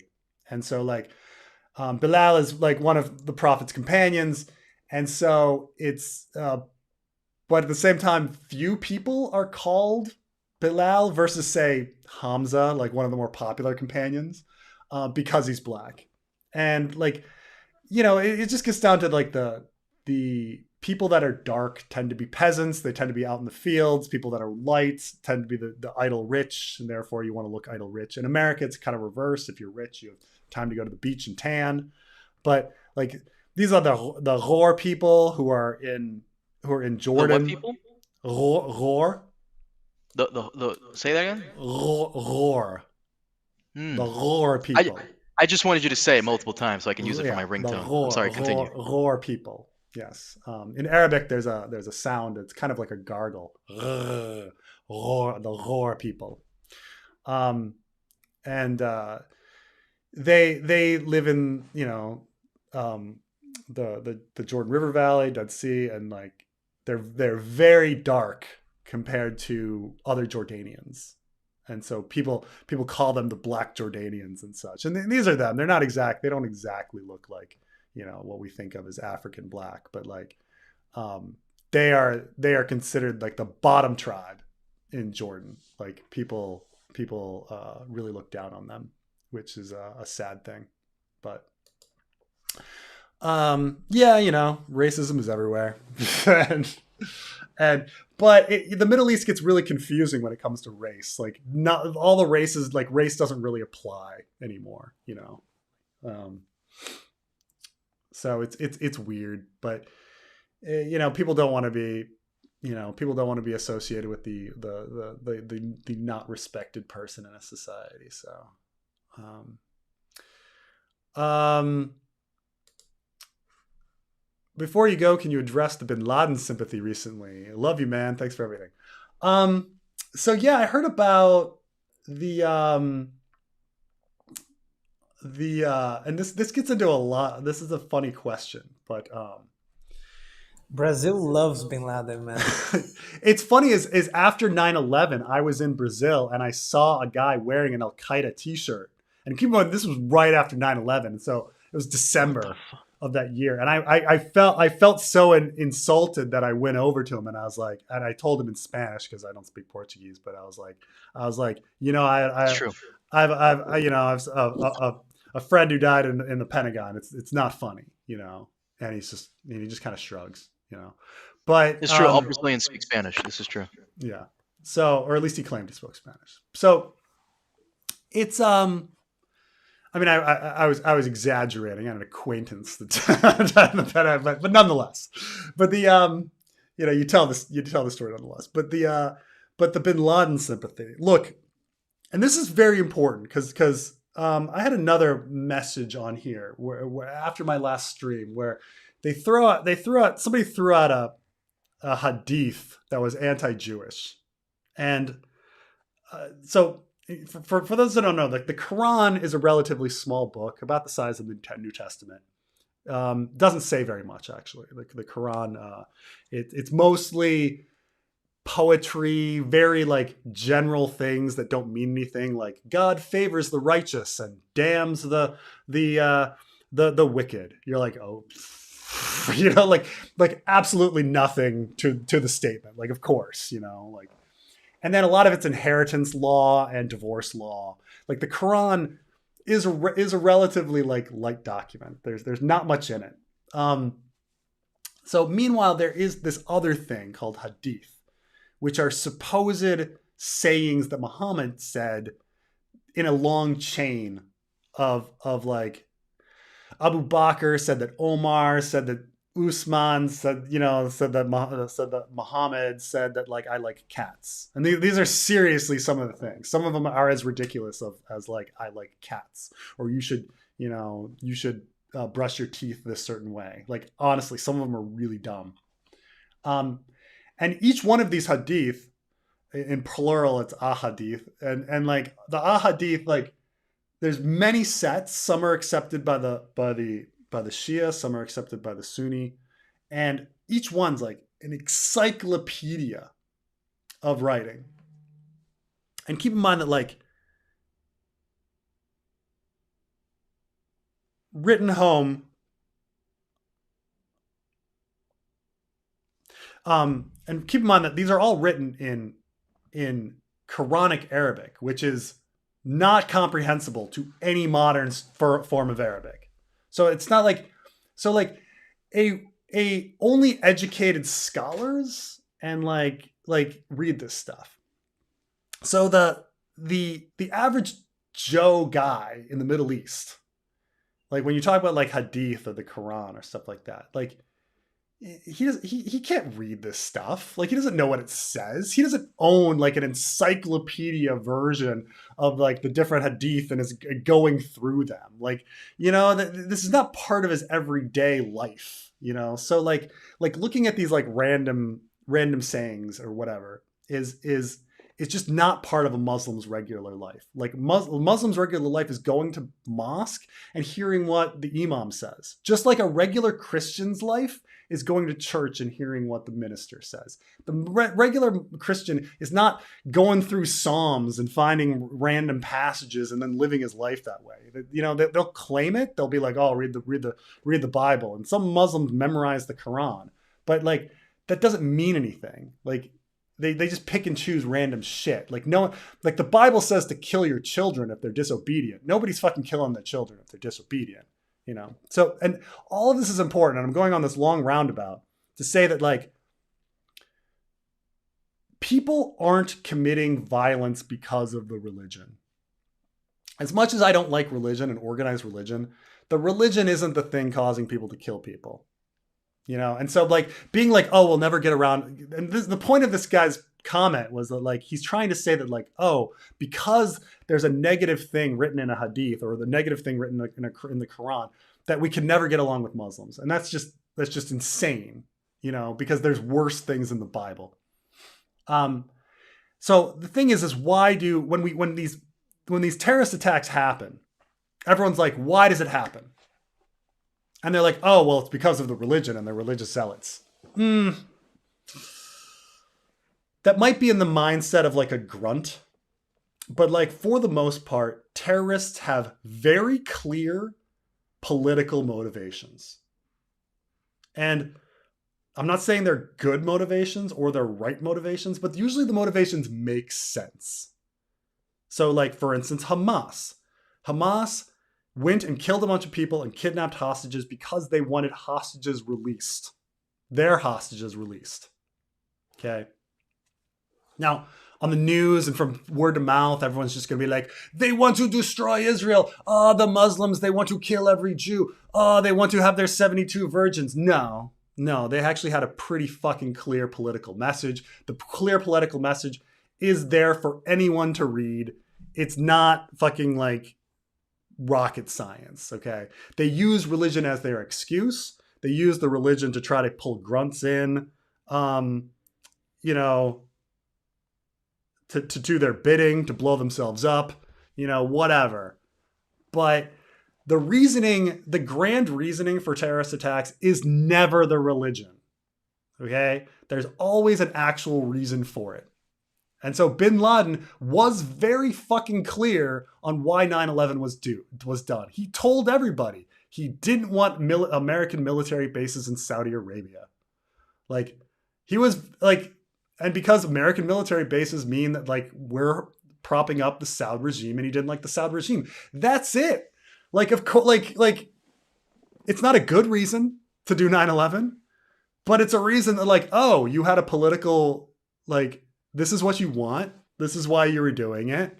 Like, so like when people like look at bin Laden's like stuff, like it's not like it's going to be all gibberish. Like, when he says various things that like America's done that are bad, like, of course, like now to take it a next step, which is this is where the people on TikTok are being dumb. Like, of course they're being stupid, being like, oh, bin Laden's making sense. Well, of course he's making sense. Like, you think like everything is going to be fucking gibberish? Like, like what are these people thinking? Like, Well, to continue on from Kyle's question, the Bin Laden sympathies is mainly coming from young people, Gen Zers, yeah, late millennials, people like that who feel as though the economy and what came before is letting them down. Prices are high for cost of living and anything else, and I guess they're trying to do America bad. They're falling for the Hassan bullshit about America bad. Therefore, any terrorism committed against America, good. Any terrorism committed against Jews, good. I really hated how the moment the whole thing in Israel popped off, it's almost as though a lot of leftists were waiting to come out of the woodwork to be I mean, anti-Semitic. Did you notice that? Yeah, sure. There's a lot of idiots out there. You know, look, there's real anti. This is what gets confusing, okay? Because there is real anti-Semitism out there. Though I don't like the term anti-Semitism because Arabs are Semites. So like, the term is really dumb, especially when you're like, oh, the Hamas, they're anti-Semites, but they're Semites. Like, Semite means like Semitic language speaking, and Arabic is a Semitic language. It's anti-Semitic is the dumbest term, but nonetheless, there's real anti-Jewishness out there, like conspiratorial, like people that are just irrationally think that the Jews run everything. And then there's legitimate criticism of Israel as a state, and everyone wants to conflate them. Netanyahu wants to conflate that, and they want and the actual like anti-Jewish people want to conflate everything. I mean, but these are distinct things. Like one is illegitimate, the crazy conspiratorial thinking, and one is actually like a legitimate thing. Like, of course, a nation state is going to have flaws, and there could be criticism of that. Now, no, they don't like Jews. I was in the IRN for 20 years. You're being ridiculous. Like Jews and Muslims had no problems with each other up until the 20th century. Okay. They were very close. Okay. It was the Christians and the Muslims that had the problem with each other, if you remember, for centuries and centuries and centuries and centuries. The Jews and the Muslims had no problems. And then the 20th century happened. So this idea that like, oh, they're reading their religious text and being like, oh, I hate Jews. Like, no, maybe they hate Israel because Israel did something wrong? Could it be? Like, do you think the settlements are a good idea? Do you think pushing a bunch of refugees, millions of refugees on all the other countries in the area was a good idea? Do you think that like people being angry at Israel for that is irrational? Like, it's not irrational. Like this idea that like, oh, they're going to hate us anyway, so we might as well keep abusing them forever. Like, what? Like, this is so fucking stupid. Like, no, they don't hate people for no reason. Okay? They have reasons. You can talk about whether the reasons are legitimate or whether methods are legitimate. But like, they're not being irrational. People aren't just waking up and being like, I hate Jews for no fucking reason. Sometimes they're in weird like poverty situations in America, like the Klan, and they use Jews as a scapegoat for their problems, right? There's always a reason. But like, in the Middle East specifically, like, my God, like, come on. Like the settlements? Like, how can anyone sit there and be like, no, those settlements. Oh, millions of refugees? Like no one's gonna think that that's a problem. Like you take a country like Lebanon, like where they're like we have a very delicate political situation where the number of Muslims and Christians represent different things in our parliament, and all of a sudden you flood the country with hundreds of thousands of Palestinian refugees. Like you don't think that's going to cause a problem, or like where they millions flood into Jordan and try to take over the country. Like you don't think that's a problem. Like, or the fact that like these settlers in the fucking West Bank, like, oh my God, like moving in and like putting a settlement right next to like a poor like Palestinian Authority like village, and having their flags like out there in their windows, like trying to and having like the forces talking about which roads they can walk on and what time, and which roads are sterile. Like, of course they're gonna fucking be angry. Like, Jesus, where's this fucking coming from? No, it doesn't matter what we're gonna do. They're gonna hate us anyway. My God, like, it's just so fucking stupid. Like, sometimes I'm surprised that like people don't hate Americans as much as they do. Because I'm like, you've got a lot of reasons to hate Americans. But for the most part, I go everywhere and everybody's like, oh, we really love America. Like, I went all through the West Bank and every Palestinian was like, oh, I fucking love America. I'm like, you've got a lot of reasons not to like us. But, That's a good point. I feel like there's more hate of America in America than outside of America. Oh, yeah. Yeah. Oh, and don't conflate with what I was saying. Like, yes, there are genuine people with concerns and hatred of what's happening because of what Netanyahu is doing, 100%. But there is a very small segment that is very loud that's coming out lately, and they just seem to be anti-Jews, no matter what, no matter who, no matter where. Not just Oh, in the I Netanyahu think regime. look, I think that there are these conspiratorial people. I mean, Elon Musk is Hmm. one of them, okay? Like don't get me Oh yeah, huh? wrong. Like don't get me wrong. But like that doesn't erase like and like conflating it, and this is the thing, is conflating it serves the right wingers' interest in Israel, which is sad because like look, I love Israel as a country and I love lots of Israelis, okay? I do. Okay, some of my greatest friends are Israelis, and my mom's Israeli. No, the point is that like, but like that doesn't erase the fact that like the nation state, the government is doing very bad things, and it's going to get worse because the only people having kids in Israel are the ultra right wingers, and it's just going to get worse and worse. You know, that's it. The welfare kings are having like seven. I think they're averaging 7 children a family, 7 children, while the secular Israelis have like one. You know, and this is the whole thing. This is why Netanyahu keeps getting in power, is that the right wing bloc where the ultra orthodox votes for. They don't vote for necessarily Likud, but they vote for the far right bloc that then does a collaborative government with in parliament. You got to team up, and so it's pulled Netanyahu even more right wing than he was, and it's only going to get worse. And and Palestinians have lots of kids too, so it's just going to get more and more and more. I mean, yeah, I was angry at you because it's like it's not so simple.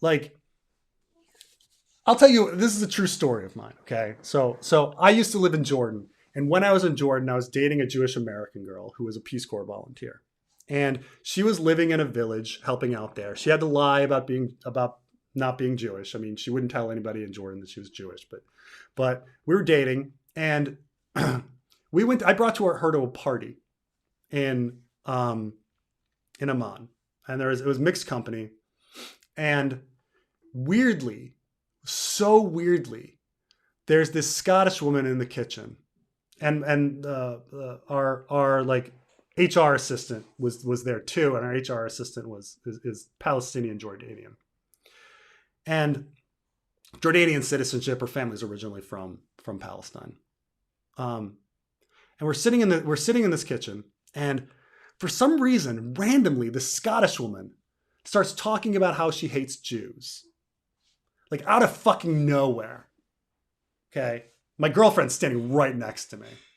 And she's just like, I don't know what it was. It's just, I guess being raised Catholic made me like hate Jews. And I was just like my girlfriend is just frozen. And my jaw drops. And I swear to God, Rima, our admin assistant, interjects and she's like, whoa, whoa, whoa, whoa, whoa, whoa, whoa, whoa, whoa. I don't hate Jews. I hate Israelis. I don't hate Jews. And so we left the room, and my girlfriend starts crying, and I'm like holding her, and she's like, this is so fucked up. How is it that the Palestinian has the more correct opinion? And I was like, okay, so it's not that I don't understand the fucking world and how fucking weird the fucking world is. Like, obviously, it's still wrong that like Rima hated all Israelis, because that also doesn't represent the situation. But like, it's just so fucking weird. Like this conspiratorial, like weird Scottish woman, and then the Palestinian is in the group of people. Like even I didn't do it, but the Palestinian was the one that was like, hey, I don't hate all Jews. I hate all Israelis. Like, I just couldn't imagine. But yeah, I mean, like I say, people just don't hate people for no reason. There's some weird background to it. And if you think that like you can like Palestinians and Israelis can't get along, they can if a proper peace and agreement were made, and like it would help a lot, you know. Um, somebody posted, like, because I was ranting in comments, and somebody was like, "Oh, but in America, you guys don't understand because you didn't have you didn't have an entire group of people that were like are gonna like constantly commit violence." And I was like, we had hundreds of years of slave revolts. There were like 250 slave revolts during like the slavery period of America. Like, of course, and there's continued crime in America, but like we still make a fucking effort to try to treat people equally. Maybe we're still failing in America, but we're at least fucking trying. But to have this situation where you just want to continue on, like having like Palestinians, and this goes for all of them, Palestinians with Israeli citizenship, Palestinians in East Jerusalem, Palestinians in the West Bank, Palestinians in Gaza, Palestinians who are refugees. The fact that like everybody just wants to treat them like shit forever and use the excuse, well, they're just going to hate us anyway. Like, fuck off. Like, come on. At least fucking try. Fucking try. How did I get on this fucking rant, Carmine? You know how. By the way, I vehemently disagree with you about like people hating someone for no reason. People hate you for no reason. Literally no reason. No, there's a reason. I mean, there's reasons. Wait, hold on. Let Yeah. me counter that. Remember, I won't go into detail, but remember that woman on Reddit you showed me who hates your guts because you introduced yourself? Oh yeah. It was very funny. Do you mind if I give I swear to some fucking context? God, I once was looking at Reddit and there's a woman trashing me on Reddit, and she was like, I heard from somebody that he went to a gathering of a Song of Ice and Fire like people and was going around saying to them, "Hi, I'm Preston Jacobs," as if they thought that would be impressive or something. And I was like, I was introducing myself, like I was going around saying to people, "Hi, I'm Preston Jacobs." Yeah, that's called introducing yourself to people. I don't think that's a good enough reason. It might be her reasoning, but that's a dumbass reason. That's not a good reason. But people hate us all the time. You know? People hate. I mean, People but hate. this is the thing. I mean, whether it's this, I mean, I have a smug voice, or there's jealousy, or I want to stick up for a friend who I think hates Preston, which is probably most of it. Most of it is this irrational, like, well, my friend doesn't like that person, therefore, and I want to be a good friend, so I'm going to hate them too because, you know, this is a big thing. I mean, this is a big thing about like in general when like why violence perpetuates. Like every time you drop a bomb on a group of Palestinians, like, and you kill 100 of them, well, you've now created 1,000 people that fucking hate you forever. And so that's just it. So,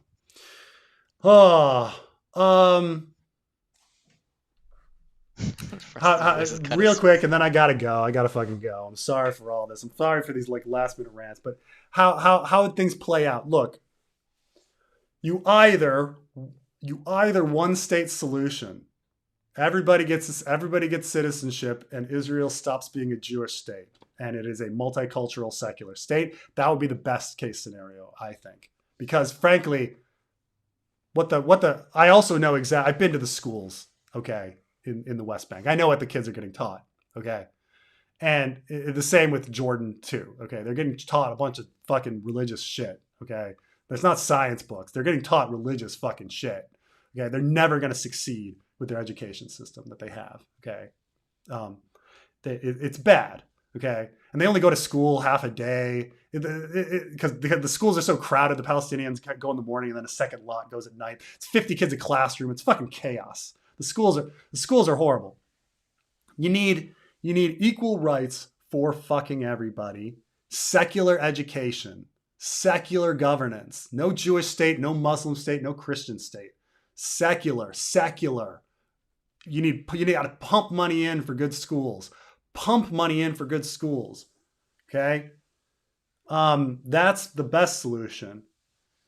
And then the second one, I'd say, fine, two-state solution. Just give Palestinian Authority the Oslo lines and be like, fine, I understand you're fucking people over without right of return, but like, at least give the fucking Palestinians a goddamn state and get the fucking settlers, get the settlers out of the fucking West Bank. Oh my God, it's so fucking stupid with the settlements, so dumb. But of course, but they want it all. But they want, the right wingers want it all. They want to push the Palestinians into Jordan and Egypt and take it all. That's what the ultra right wingers want. That's what they say. And so, one of those two. I'm not saying if you set up Palestine as a state with the Palestinian Authority, it's going to be great, but it's going to be better than the current situation. But best situation is secular governance, one state solution, equal rights. Everybody pumps in money for education, but it's no one's going to do that. It's only going to get worse. It's only going to get worse because it's nothing but religious people having kids, and you get very educated people who give up. And what I'm saying is like, Cheyenne is probably like a very educated person who's just given up. It's a lot easier to just be like, no, they just fucking hate us. Cause it gets exhausting. I get it. But like, you gotta fucking like put in some effort and understand that people are different. Like, come on. Like, and birthright trips. It's true. Those should end too. But, what a, but it is, education's the long game. It's the only way in. It's the only way. It's the only way. I mean, oh my God, the fucking schools, man. Oh my God. It's another story. It's another long story but okay, guys, thank you for everything. I'm sorry for these long political rants where I get emotional and stuff, but Carmine, thank you for staying with me. V2, you stayed with me too? Oh, V2 made me drop. Oh, V2's here.